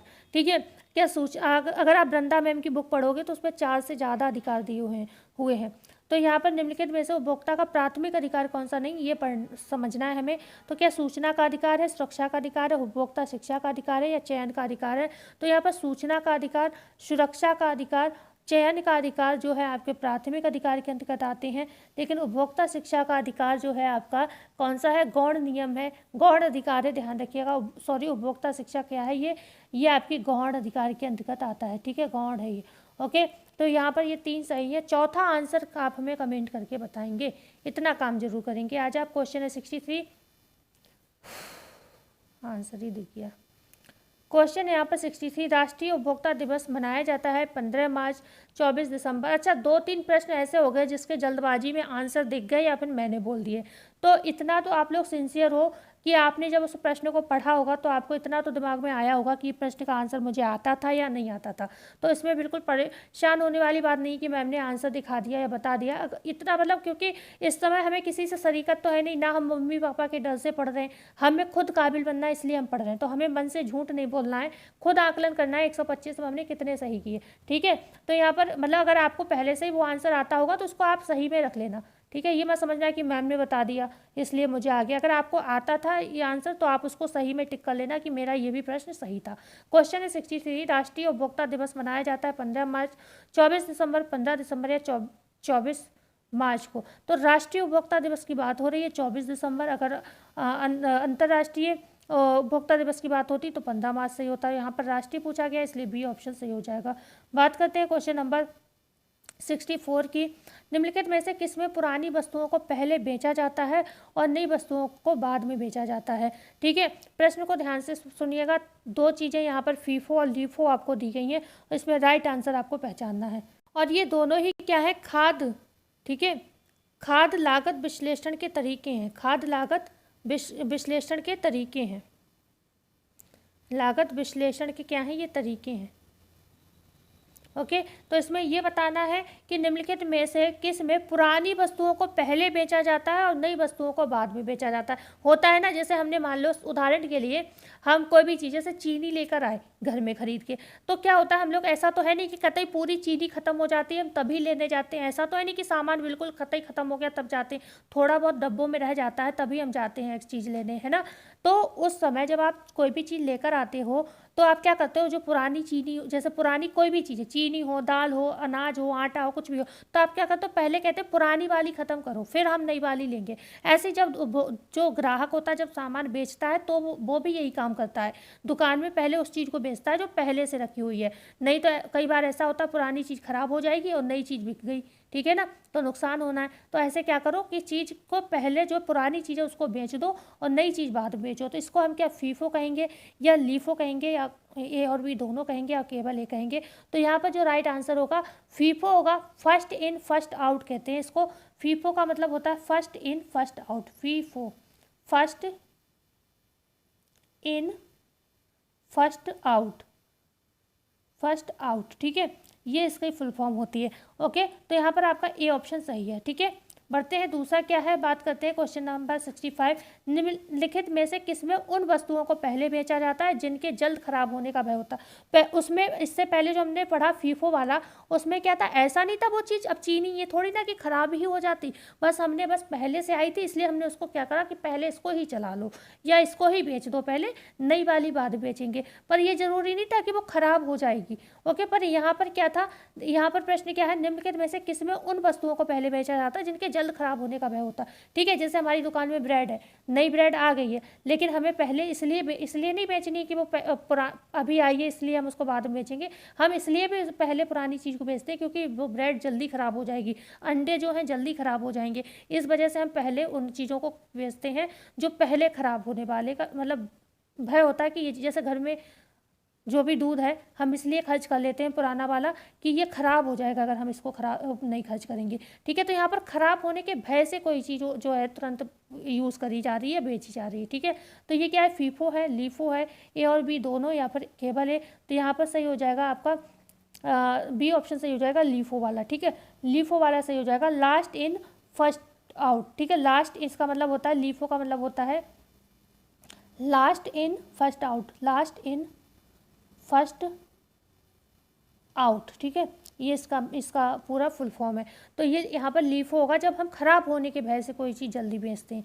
ठीक है, बी ऑप्शन सही था। क्वेश्चन है यहाँ पर 66, फोलेट की मात्रा का मापन किया जाता है ग्राम में, यूजी में, माइक्रोग्राम में या फिर इंटरनेशनल यूनिट में। तो यहाँ पर किया जाता है माइक्रोग्राम में। जब हम फॉलेट देते हैं तो कितना, गर्भवती को कितना फॉलेट बताया गया है, 570 ओके, 570 माइक्रोग्राम बताया गया। तो ये क्या है, माइक्रोग्राम में। जैसे ही धात्री को कितना बताया, आरडी में 330 बताया गया है। तो और और भी बताया गया है। पुरुषों को आई थिंक 300 बताया गया है माइक्रोग्राम, और किशोरावस्था में 270 के करीब है। इस तरीके से मतलब शायद मैंने ये तो दो मुझे कतई अच्छे से याद है, और वो भी सही याद है, लगभग सही है वो भी, ठीक है। तो यहाँ पर पुरुष का फोलेट 300 है, ये तो कन्फर्म है बहुत ही अच्छे से, मतलब सभी सही है, गलत नहीं बता रही हूँ मैं, 300, ठीक है, क्योंकि एकदम मुंह से निकले हैं तो गलत नहीं है, याद करे हुए हैं ये। ओके, तो यहाँ पर मतलब आपका सी ऑप्शन सही था। क्वेश्चन है यहाँ पर 67, कुष्ठ रोग दिवस मनाया जाता है प्रत्येक वर्ष जनवरी के अंतिम माह में, फरवरी के अंतिम माह में, 5 के अंतिम माह में, अप्रैल के अंतिम माह में। तो कुष्ठ रोग दिवस जो मनाया जाता है वो जनवरी के अंतिम माह में मनाया जाता है, ठीक है। बढ़ते हैं आगे, मतलब प्रत्येक वर्ष जनवरी के अंतिम माह में कुष्ठ दिवस मनाया जाता है। क्वेश्चन है 68, मांसपेशियों का नष्ट होना क्या कहलाता है? एंजियोप्लास्टी कहलाता है, नेफ्रोसिस कहलाता है, बाईपास सर्जरी कहलाता है, या निम्न में से कोई नहीं? तो मांसपेशियों का नष्ट होने की अगर हम बात करते हैं तो इसको हम कहते हैं नेफ्रोसिस। बी ऑप्शन सही हो जाएगा, नेफ्रोसिस। एंजियोप्लास्टी में क्या होता है, कोई बता सकता है? एंजियोप्लास्टी में क्या होता है, गुब्बारे वाली नली का प्रयोग किया जाता है। हमारी जैसे कभी ब्लॉकेज हो जाता है, हमारे जो हार्ट वेन्स होती हैं, ठीक है, या जो ब्लड वेसल्स होती हैं, उनमें क्या होता है, कभी कभी ब्लॉकेज हो जाता है, कीटोन बॉडीज इकट्ठे हो जाते हैं, ठीक है, तो उनको किया जाता है, एंजियोप्लास्टी कर दी जाती है। मतलब गुब्बारे वाली नली का प्रयोग करके उसमें गुब्बारा इंजेक्ट करा दिया जाता है, जिससे क्या होता है, वो ब्लॉकेज खुल जाते हैं, ठीक है। ओके, और बाईपास सर्जरी में क्या होता है? बाईपास सर्जरी में क्या होता है, इसमें नली को क्या करते हैं, जो हार्ट की जो नलियाँ होती हैं, कोई भी नली है मान लो उसमें ब्लॉक हो गई, ठीक है, कोई भी ब्लड वेसल है उसमें क्या है, किसी वजह से ब्लॉकेज हो गया, चाहे फैट जम गया या कीटोन बॉडीज इकट्ठे हो गए, वो भी फैट के ही होते हैं। तो क्या किया आपने, जो नली मेन थी उसको छोड़ दिया, और उसी में क्या किया, काट कर मतलब कहीं पर भी दूसरी नली को जोड़ दिया गया, ठीक है, जिससे आपका ब्लड सर्कुलेशन अच्छे से होता रहे, तो इसको हम कहते हैं बाईपास सर्जरी। तो यहाँ पर बी ऑप्शन सही था। क्वेश्चन है यहाँ पर 69, दौड़ने के बाद चलने वाली सांस को क्या कहते हैं? Stable angina, brain stroke, bypass surgery, या फिर इंडोर? तो यहाँ पर अगर बात हो दौड़ने के बाद, जब व्यक्ति दौड़ता है तो तेज तेज सांस आती है, कोई भी व्यक्ति दौड़ता है, तो उसको हम कहते हैं स्टेबल एंजाइमा, ठीक है, स्टेबल एंजाइना कहते हैं, ध्यान रखिएगा। ब्रेन स्ट्रोक कब होता है? ब्रेन स्ट्रोक या लकवा लगना, जब मस्तिष्क की नसों में क्या होता है, वसा वगैरह फैट वगैरह जम जाता है, तब हमारे ब्रेन स्ट्रोक होने का डर रहता है, ठीक है। कभी क्या होता है, चोट लग जाती है तो ब्लड जम जाता है, तब भी ब्रेन स्ट्रोक हो जाता है। कभी कभी वसा जम जाती है तो भी ब्रेन स्ट्रोक हो जाता है।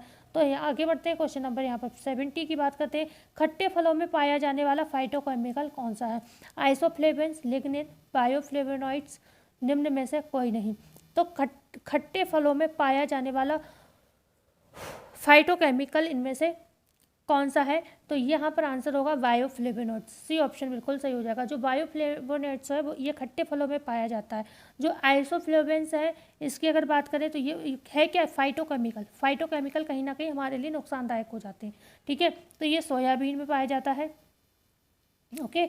और जो लिग्निन है ये आपका लिग्निन साबुत अनाज में पाया जाता है, साबुत अनाज में पाया जाता है, साबुत अनाज में, ठीक है, ओके। बढ़ते हैं आगे, तो यहाँ पर आपका आंसर सी सही था। क्वेश्चन है यहाँ पर, टाइम क्या हो चुका है एक बार देख लूँ भाई, अच्छा 12 बज रहा है। क्वेश्चन है यहाँ पर 71, निम्नलिखित में से कौन एक पोषण परीक्षण में प्रयोग होने वाला यंत्र है? विस्कोमीटर, कलर मीटर, स्पेक्ट्रोमीटर, या निम्न में से कोई नहीं? एक पोषण परीक्षण में प्रयोग होने वाला यंत्र पूछा जा रहा है। तो पोषण परीक्षण में जो प्रयोग होता है वो होता है स्पेक्ट्रोमीटर, ठीक है। कलर मीटर आप सभी समझ गए होगा, कलर मीटर रंग परीक्षण है एक, ठीक है, रंग परीक्षण यंत्र है, रंगों के परीक्षण का यंत्र है, ठीक है। यहीं पर अगर विस्कोमीटर की अगर हम बात करें तो ये भौतिक परीक्षण किया जाता है इससे, भौतिक परीक्षण, ओके। और आपका एक होता है क्रोमेटोग्राफी जो रासायनिक परीक्षण के लिए जिम्मेदार होता है, और एक होता है संवेदी परीक्षण जो इंद्रियों द्वारा परीक्षण किया जाता है, उसको हम संवेदी परीक्षण कहते हैं। तो ये भी इंपॉर्टेंट है, जो बोले हैं वो भी लिख लीजिएगा। क्वेश्चन है 72, ज्वार भाटे का काल कहा जाता है बाल्यावस्था को, किशोरावस्था को, शैशवावस्था को, या उत्तर बाल्यावस्था को? तो ज्वार भाटे का काल इसमें अगर पूछा जाए तो किशोरावस्था को कहा जाता है, ठीक है। तनाव एवं तूफान की अवस्था कहा जाते हैं, क्षणिक संवेग की अवस्था कहा जाता है। तो यहाँ पर बी ऑप्शन सही हो जाएगा। क्वेश्चन है यहाँ पर 73, एक्सटेंशन शब्द लैटिन भाषा के किस शब्द से बना है? टेंशन से बना है, टेंसियो से बना है, टेसू से बना है, निम्न में से कोई नहीं। तो एक्सटेंशन शब्द है जो लैटिन भाषा के टेंसियो शब्द से बना है, बी ऑप्शन बिल्कुल सही हो जाएगा। बढ़ते हैं क्वेश्चन नंबर यहाँ पर 74।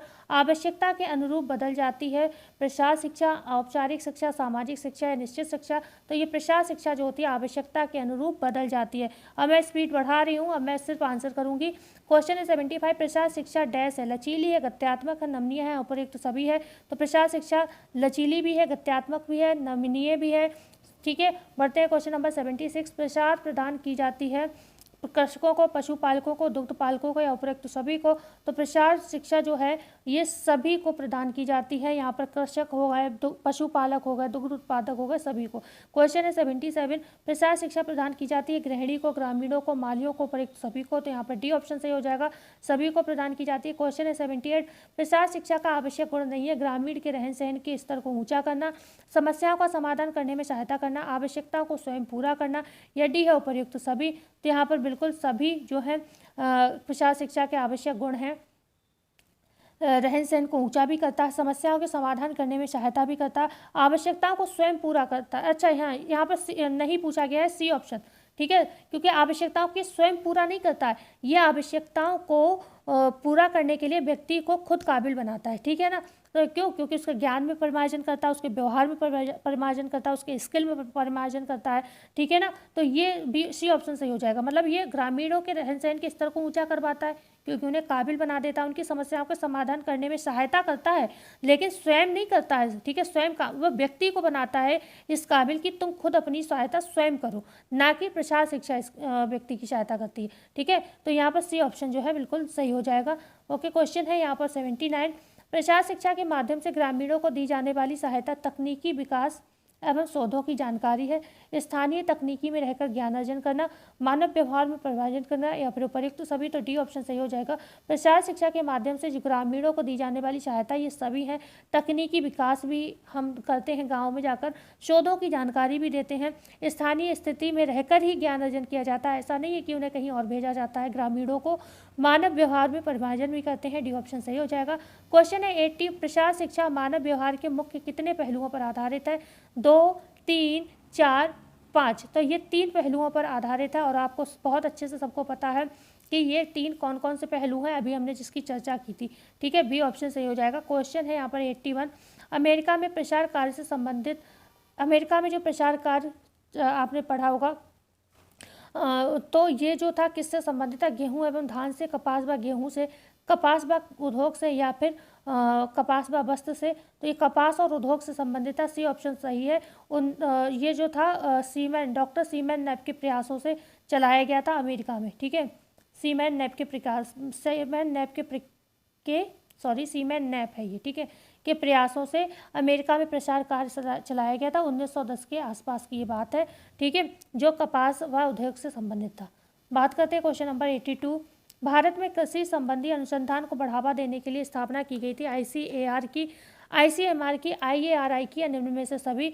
ये स्थापना की गई थी बेसिकली IARI की, और जो की गई थी ये पूसा बिहार में की गई थी, पूसा बिहार में की गई थी, और समय था 1908। Okay, 1908। Okay, IARI, Indian agriculture research institute. Okay, clear हुआ। और 1936 में क्या किया गया? इसे दिल्ली में स्थानांतरित कर दिया गया, दिल्ली में स्थानांतरित कर दिया गया था 1936 में। अब 1936 में जब ये स्थानांतरित किया गया था दिल्ली में, तब इसका क्या नाम बदल दिया गया, बदल कर रख दिया गया, ये कमेंट में बताओ। क्वेश्चन है यहाँ पर 83, भारत में प्रसार शिक्षा के मुख्य कार्य थे भूमि की उर्वरा शक्ति को बढ़ाने का प्रयास, उत्तम कोटि के बीजों का उत्पादन, कीटों से फसलों को होने वाली हानि व बीमारियों से बचाना, या फिर उपर्युक्त सभी। तो यहाँ पर डी ऑप्शन बिल्कुल सही हो जाएगा। ये सारे ही कार्य भारत में प्रसार शिक्षा के थे। ठीक है, और प्रसार शिक्षा के कार्य नहीं, प्रसार शिक्षा में भी किसके कार्य थे? IARI के कार्य थे, जो अभी हमने बताया था 1908 में, जो पूसा बिहार में 1908 में पूसा बिहार में बनाया गया था IARI, Indian agriculture research institute. ठीक है, जिसका स्थानांतरण नई दिल्ली में कर दिया गया 1936 में, और नाम बदल के क्या किया गया ये आपको कमेंट में बताना है। ओके, बात करते हैं क्वेश्चन नंबर 84 की, जाइगोट डैश क्या ऑलपिन के सिरे के बराबर होता है? निरंतर इसमें कोशिका विभाजन होता है? क्या ये अंडे के आकार का होता है? या डी है ऊपर एक तो सभी, तो बिल्कुल डी ऑप्शन सही हो जाएगा। जो जाइगोट होता है, जो स्त्री और पुरुष के मिलने से, आपसी क्रिया से जो होता है, एक कोशिका का निर्माण होता है, मतलब स्त्री का अंडाणु मिलता है, पुरुष का शुक्राणु मिलता है, तब जाकर एक जाइगोट बनता है। और ये जो जाइगोट होता है ये ऑलपिन के सिरे के बराबर होता है। इसमें निरंतर सेल डिवीजन होता रहता है और तभी जाकर बच्चे का निर्माण होता है। और अंडे के आकार का ये होता है, जब तक ये जाइगोट होता है तब तक अंडे के आकार का होता है, फिर धीरे धीरे ये बच्चे में परिवर्तित होने लगता है आरोपण के बाद। तो डी ऑप्शन सही था। क्वेश्चन था यहाँ पर 85, कितने सप्ताह तक अंडाकार जीव गर्भाशय के तरल पदार्थ में तैरता रहता है?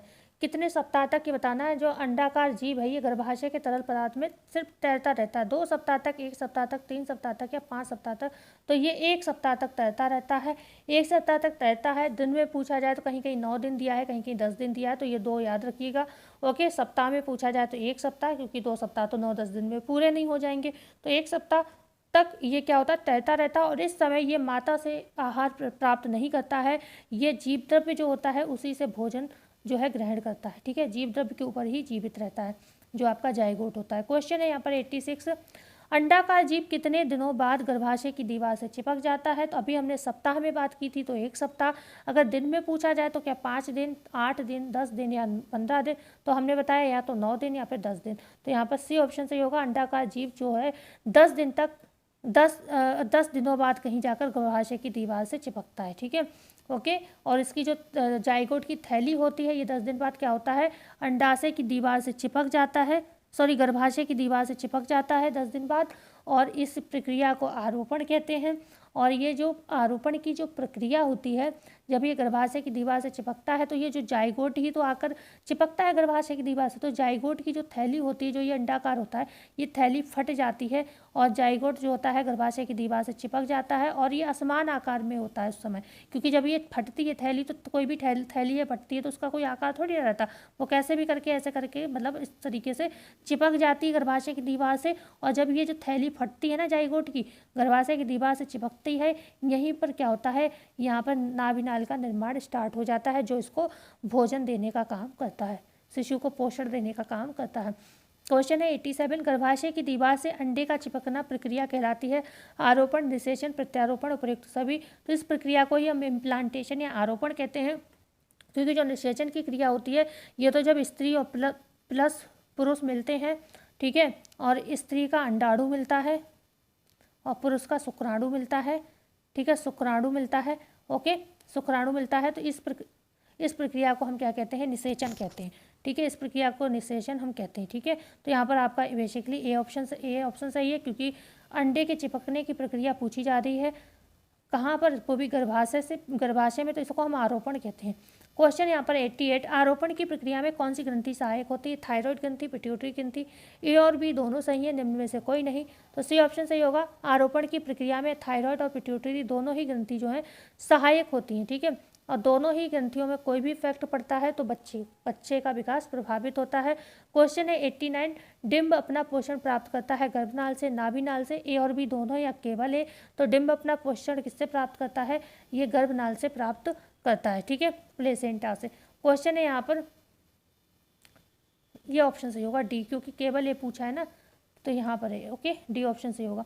क्वेश्चन है 90, एक सामान्य बालक की लंबाई जन्म से दोगुनी हो जाती है 2 वर्ष में, 3 वर्ष में, 6 माह में या 5 वर्ष में? तो यहाँ पर लंबाई की बात हो रही है, वजन की बात नहीं हो रही है। तो लंबाई जो होती है 5 वर्ष में क्या होती है, दोगुनी होती है। ओके, जब बच्चा पैदा होता है वो लंबाई और प्लस 5 वर्ष में जाकर ये लंबाई के दोगुना हो जाता है। ठीक है, अगर किसी की 12 से 20 इंच लंबाई है, ओके, समझने के लिए 12 से 20 या 50 इंच तक होती है लंबाई, 50 सेमी तक, सेमी तक, तो ये क्या होती है, इसके डबल हो जाती है 5 साल में जाके। ओके, क्वेश्चन है यहाँ पर 91, लंबे मोटे व मजबूत व्यक्तित्व वाले व्यक्ति कहलाते हैं एक्टोमार्फिक, मीसोमार्फिक, एंडोमार्फिक? डी है निम्न में से कोई नहीं। तो लंबे मोटे व मजबूत व्यक्तित्व वाले व्यक्ति जो होते हैं वो मीसोमार्फिक कहलाते हैं, क्योंकि जो एक्टोमार्फिक होते हैं ये मोटे और छोटे होते हैं, छोटे होते हैं। और जो एंडोमार्फिक होते हैं एक मिनट, मैंने उल्टा बता दिया। जो एंडोमार्फिक होते हैं ये मोटे और छोटे होते हैं, जो एक्टोमार्फिक होते हैं ये पतले और दुबले होते हैं। ठीक है, पतले और दुबले होते हैं। ओके, तो यहाँ पर बी ऑप्शन सही है। क्वेश्चन है यहाँ पर 92, द्विबिम दृष्टि सामग्री में सम्मिलित नहीं है, चौकपट, पोस्टर, फ्लैश कार्ड या मॉडल। तो ये दो में भी मतलब टू डायमेंशनल में कौन सा सम्मिलित नहीं, ये बताना है आपको। तो यहाँ पर मॉडल जो है, क्योंकि ये 3 डायमेंशन में आ जाएगा। बकाया चौकपट है, इसमें लंबाई चौड़ाई होती है, पोस्टर में भी लंबाई चौड़ाई होती है, फ्लैश कार्ड में भी लंबाई चौड़ाई होती है, पर इसमें क्या होती है, लंबाई चौड़ाई और मोटाई तीनों होती हैं।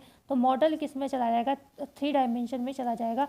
क्वेश्चन है 93, दृश्य श्रव्य सामग्री है चलचित्र, टेलीविजन, ड्रामा या इनमें से कोई नहीं।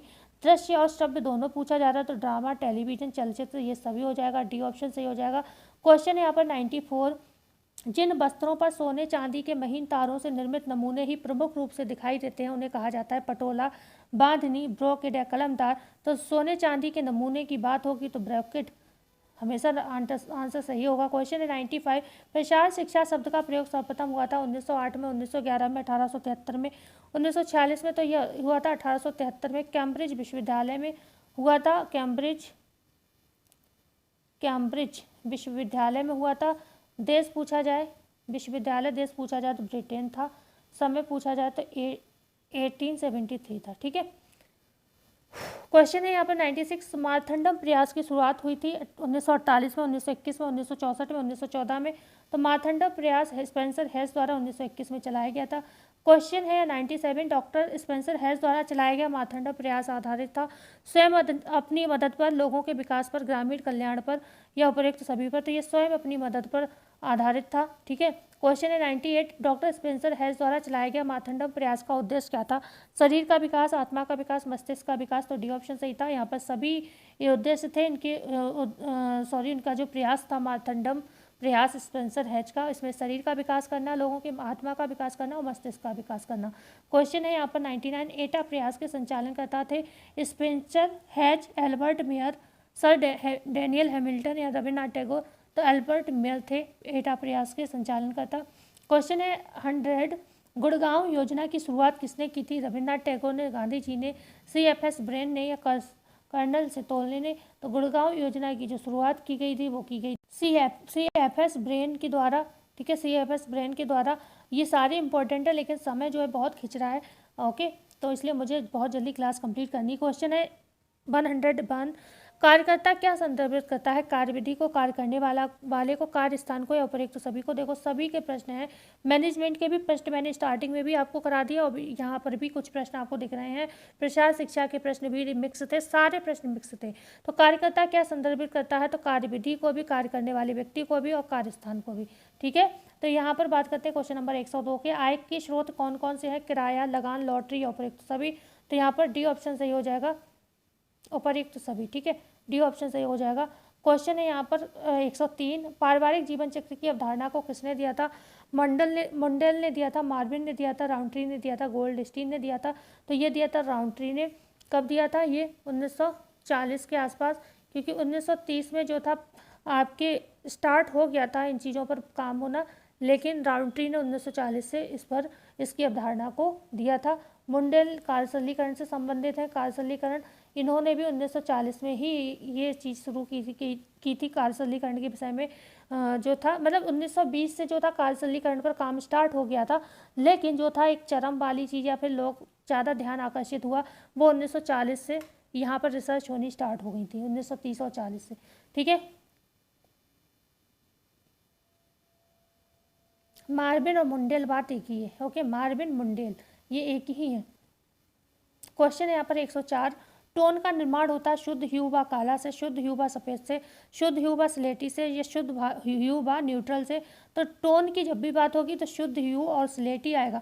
ठीक है, यहाँ पर अगर ह्यू की बात हो तो ये ठंडे और गर्म जो भी रंग होते हैं, हम रंगों के लिए बेसिकली उनके नाम के लिए ह्यू का प्रयोग करते हैं। ओके, और काले की बात हो तो काला जब भी हो शुद्ध ह्यू काला तो शेड बनेगा। ओके, और जब भी सफ़ेद की बात होती है टिंट बनेगा। ओके, टिंट बनेगा। स्लेटी की बात हो तो हमेशा ये टोन बनता है। बात करते हैं क्वेश्चन नंबर 105 की, चेचक के टीके के आविष्कारक कौन है, एडवर्ड जेनर है, विलियम जेनर है, रॉबर्ट ब्राउन है या फिर रॉबर्ट हुक है। तो एडवर्ड जेनर है किसके, चेचक के टीके के आविष्कारक। क्वेश्चन है यहाँ पर 106, मानव कारक अभियांत्रिकी संदर्भित करता है एंथ्रोपोमेट्री, अर्गोनोमिक्स, एंडोगोमेट्री या उपर्युक्त सभी। तो ये ऑर्गोनोमिक्स को संदर्भित करता है। क्वेश्चन है यहाँ पर 107, समय व्यवस्थापन के साधन मानदंड के निर्धारक है समय मूल्य, समय मानक, कार्य वक्र या उपर्युक्त सभी। तो समय व्यवस्थापन के साधन मानदंड जो भी हैं इनके निर्धारक हैं ये सभी हैं समय मूल्य, समय मानक और कार्य वक्र। बढ़ते हैं क्वेश्चन नंबर 108, बायोडिग्रेडेबल रेशे इनमें से नहीं है, कपास, ऊन और रेशम, पॉलीथीन और नायलॉन, जूट और कॉयर या उपयुक्त सभी। तो पॉलीथीन और जो नायलॉन है ये क्या है, ये सिंथेटिक फाइबर है, ये बायोडिग्रेडेबल नहीं है। ओके, कपास, ऊन और रेशम और जूट और कॉयर ये सभी क्या है, बायोडिग्रेडेबल है। बी ऑप्शन यहाँ पर गलत हो जाएगा।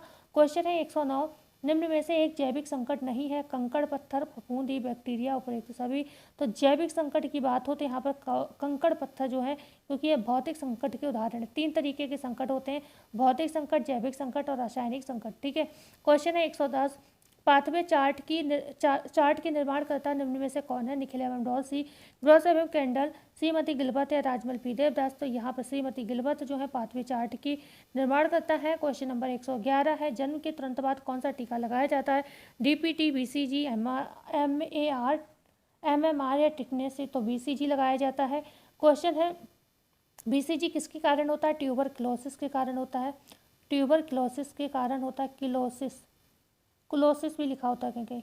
ओके, क्लोसिस के कारण होता है टीबी, और इसको हम काक रोग भी कहते हैं, ये भी ध्यान रखिएगा, शायद आपको पता भी होगा, काक रोग हम इसको कहते हैं, ध्यान रखिएगा। बकाया तो कहते हैं टीबी भी कहते हैं, तपेदिक भी कहते हैं, बहुत सारे नाम हैं। क्वेश्चन है यहाँ पर 112, डिब्बा बंद सॉस या चटनी में कौन सा परिरक्षण का प्रयोग होता है, नमक, सोडियम बेंजोएट, तेल या एसिड का। तो यहाँ पर सोडियम बेंजोएट का प्रयोग होता है डिब्बाबंद सॉस या चटनी में। क्वेश्चन है 113, विश्व उपभोक्ता दिवस कब मनाया जाता है, तो अभी हमने प्रश्न किया था, वो था राष्ट्रीय उपभोक्ता दिवस 24 दिसंबर। यहाँ पर पूछा जा रहा है विश्व 24 दिसंबर को, 15 मार्च, 15 अप्रैल, 24 अक्टूबर। तो यहाँ पर 15 मार्च को विश्व उपभोक्ता दिवस मनाया जाता है, और ये प्रश्न हर एग्जाम में पूछा जाता है, और अब की भी जरूर आएगा, लिख लेना। धागे की ऐंठन का प्रकार है एस या जेड, या फिर ए और बी दोनों, या फिर केबल है। तो यहाँ पर सी ऑप्शन सही हो जाएगा। धागे की ऐंठन एस प्रकार की भी होती है और जेड प्रकार की भी होती है। क्वेश्चन है 115, क्रॉस ग्रेन संदर्भित करता है बॉयस को, लंबा, बाना या उपयुक्त सभी। तो जो क्रॉस ग्रेन होता है वो बॉयस को संदर्भित करता है, ये इस तरीके का होता है। ठीक है, जब हम इधर से काटते हैं कपड़े को तिरछा तो हम ये देखते हैं यहाँ पर ताने बाने की क्या स्थिति थी। ठीक है, तो इसको हम क्रॉस ग्रेन कहते हैं। तो यहाँ पर ये ऑप्शन सही था। क्वेश्चन है यहाँ पर 116 मतलब 116, परिकलन क्या संदर्भित करता है, त्वचा क्षति, त्वचा निर्माण या मांसपेशी क्षति या नख निर्माण। तो यहाँ पर मांसपेशी क्षति को हम परिकलन कहते हैं। ठीक है, और अभी हमने मांसपेशियों के नष्ट होने को एक चीज़ और बताया था, एक टर्म और था, क्या था, नेफ्रोसिस। ठीक है, बढ़ते हैं क्वेश्चन नंबर 117, जिंगारी क्या संदर्भित करता है, हरा, नीला, पीला या नारंगी। तो यहाँ पर राइट आंसर हो जाएगा ए ऑप्शन, हरा। जिंगारी हरे रंग को संदर्भित करता है। क्वेश्चन है यहाँ पर 118, लाइपेज किसके पाचन में सहायक एंजाइम है, कार्बोज, प्रोटीन, वसा या स्टार्च। तो ये वसा के पाचन में सहायक है। कार्बोज के पाचन में टाइलिन, ठीक है, टाइलिन या फिर एमाइलेज, 2 एंजाइम सहायता करते हैं। ओके, प्रोटीन के लिए ट्रिप्सिन और पेप्सिन। ट्रिप्सिन आंतों में पाया जाता है और पेप्सिन आमाशय में पाचन करता है प्रोटीन का, और रेनिन बच्चों में प्रोटीन का पाचन करता है। ओके, वसा को लाइपेज तोड़ता है। क्वेश्चन है यहाँ पर 119, प्रसार शिक्षा का आधार किसे माना जाता है, नगरीय जीवन, ग्रामीण जीवन, आर्थिक जीवन, गरीब जीवन। तो यहाँ पर बी ऑप्शन सही होगा, ग्रामीण जीवन। क्वेश्चन है यहाँ पर 120, जाइगोट किसे कहते हैं, शुक्राणु को, नए कोष को, अंडाणु को या जीन को। तो ये कहते हैं नए कोष को। शुक्राणु पुरुषों में पाए जाते हैं, अंडाणु स्त्रियों में पाए जाते हैं। जीन क्या होते हैं, ये आनुवंशिकता की इकाई होते हैं, आनुवंशिकता के वाहक, इकाई, कुछ भी कह सकते हो आप, ये इकाई ओके या वाहक होते हैं, पैतृक गुणों को ले जाने का काम करते हैं। क्वेश्चन है 121, द्वितीय रंग के अंतर्गत आते हैं लाल, पीला, नीला, हरा, नीला, पीला, बैगनी, हरा, नारंगी, हरा, हरा, बैगनी, लाल। तो इसको तो भाई बना लो तो जल्दी बन जाता है। यहाँ पर हो जाएगा लाल, नीला, पीला, पीला नीला मिलता है तो हरा हो जाता है, लाल और पीला नारंगी, ठीक है, और लाल और नीला बैंगनी। ठीक है, तो तो यहाँ पर ढूंढ लो सॉरी आंसर बैगनी नारंगी बैगनी हरा किसमें दिया, हरा नारंगी बैगनी नारंगी हरा सी ऑप्शन में मिल रहा है। ठीक है, यहाँ पर सी ऑप्शन सही हो जाएगा। द्वितीय रंग के उदाहरण है। क्वेश्चन है यहाँ पर 122, पोलियो से प्रभावित बच्चा किससे परेशान होगा, भावात्मक विकलांगता, गत्यात्मक विकलांगता, बहुल विकलांगता या फिर श्रवण विकलांगता। यहाँ पर होगा बी ऑप्शन, ये होगा गत्यात्मक विकलांगता। ठीक है, पोलियो से प्रभावित बच्चा गत्यात्मक विकलांगता से प्रभावित होगा। क्वेश्चन है 123, पाइका क्या है। यहाँ पर 5-10 क्वेश्चन जो है कुछ दिन पहले हमने कराए भी थे लास्ट वाले, क्योंकि मैं बना नहीं पा रही थी, टाइम नहीं मिल रहा था, तो 5-10 क्वेश्चन हमने डाल दिए उसमें से लास्ट वाली। इससे पहले हमने जो प्रैक्टिस कराया था 125 का, तो उसमें भी ये प्रश्न थे। लास्ट के हैं बस 5-10, ओके, और सारे नए प्रश्न थे। क्वेश्चन है 123, पाइका क्या है, मस्तिष्क विकार, खाने का विकार, हृदय विकार या पाचन विकार। तो ये खाने से संबंधित विकार है, बी ऑप्शन सही है, जिसमें हम खनिज लवण संबंधित चीज़ें, चौक है, ठीक है, इस तरीके की चीज़ें, मिट्टी, ये सब चीज़ें खाते हैं। क्वेश्चन है यहाँ पर 124, बंगाल की पारंपरिक कढ़ाई आप किस नाम से जानते हैं, कांथा, चिकनकारी, फुलकारी, पटोला। तो पटोलू गुजरात, जिसमें हम ताना या बाना रंग, ताना और बाना दोनों रंगते हैं। फुलकारी पंजाब, ओके ओके, चिकनकारी लखनऊ और कांथा बंगाल। यहाँ पर ए ऑप्शन सही हो जाएगा। ठीक है, बढ़ते हैं क्वेश्चन नंबर 125, हेडल में बने होल को क्या कहते हैं, वृत्त कहते हैं, छिद्र कहते हैं, गोला कहते हैं या आइरिस कहते हैं। कुछ लोगों को हेडल भी ना पता हो तो बता देते हैं, हेडल क्या है, ये जो करघे होता है, करघा होता है, करघे का एक भाग होता है हेडल। ठीक है, करघे में क्या होता है, हॉर्निस होते हैं, हॉर्निस में हीडल होते हैं। ठीक है, तो ये हीडल एक भाग होता है जिसमें छेद होते हैं, तो उसको हम कहते हैं आइरिस। ठीक है, तो यहाँ पर डी ऑप्शन सही था। आज की क्लास कैसी लगी बताना ना भूलिएगा, और कौन सा चैनल ऐसा होगा यूट्यूब पर जो मात्र 1.5 घंटे में, ठीक है, 1.5 घंटे से भी कम है अभी समय में 125 प्रश्न करा दे, तो बताइए। बिना बोले बेवजह की बातें किए हुए हमने ये क्लास को पूरा किया। 125 क्वेश्चन और 125 ही मिनट लगे इसमें। ठीक है, समझ सकते हो आप कितना फास्ट मैंने कराया है, और मैं बिल्कुल थकी हुई हूँ, मैं बिल्कुल ही थक चुकी हूँ। क्या टाइम हो चुका है आपको दिखा देती हूँ। टाइम जो हो रहा है इस समय 12:20 हो रहा है रात के, और मैं कब सोऊंगी और कब उठूँ, मेरा यही रूटीन रहता है रोज़ का ही। कभी कभी ज़्यादा ही लेट हो जाता है, लेकिन अभी इतने टाइम तो हम लोग वैसे भी रोज़ क्या, आज थोड़ा जल्दी फ्री हो गए, इसलिए हमने रात में वीडियो रिकॉर्ड की है ये, क्योंकि मुझे दिन में टाइम नहीं मिला वीडियो रिकॉर्ड करने का। तो मिलते हैं कल नई वीडियो में नई जानकारी के साथ, जब तक के लिए धन्यवाद। और वीडियो को जाते जाते लाइक कर दीजिएगा, चैनल को शेयर कर दीजिएगा मित्रों में, और सब्सक्राइब जरूर करिएगा।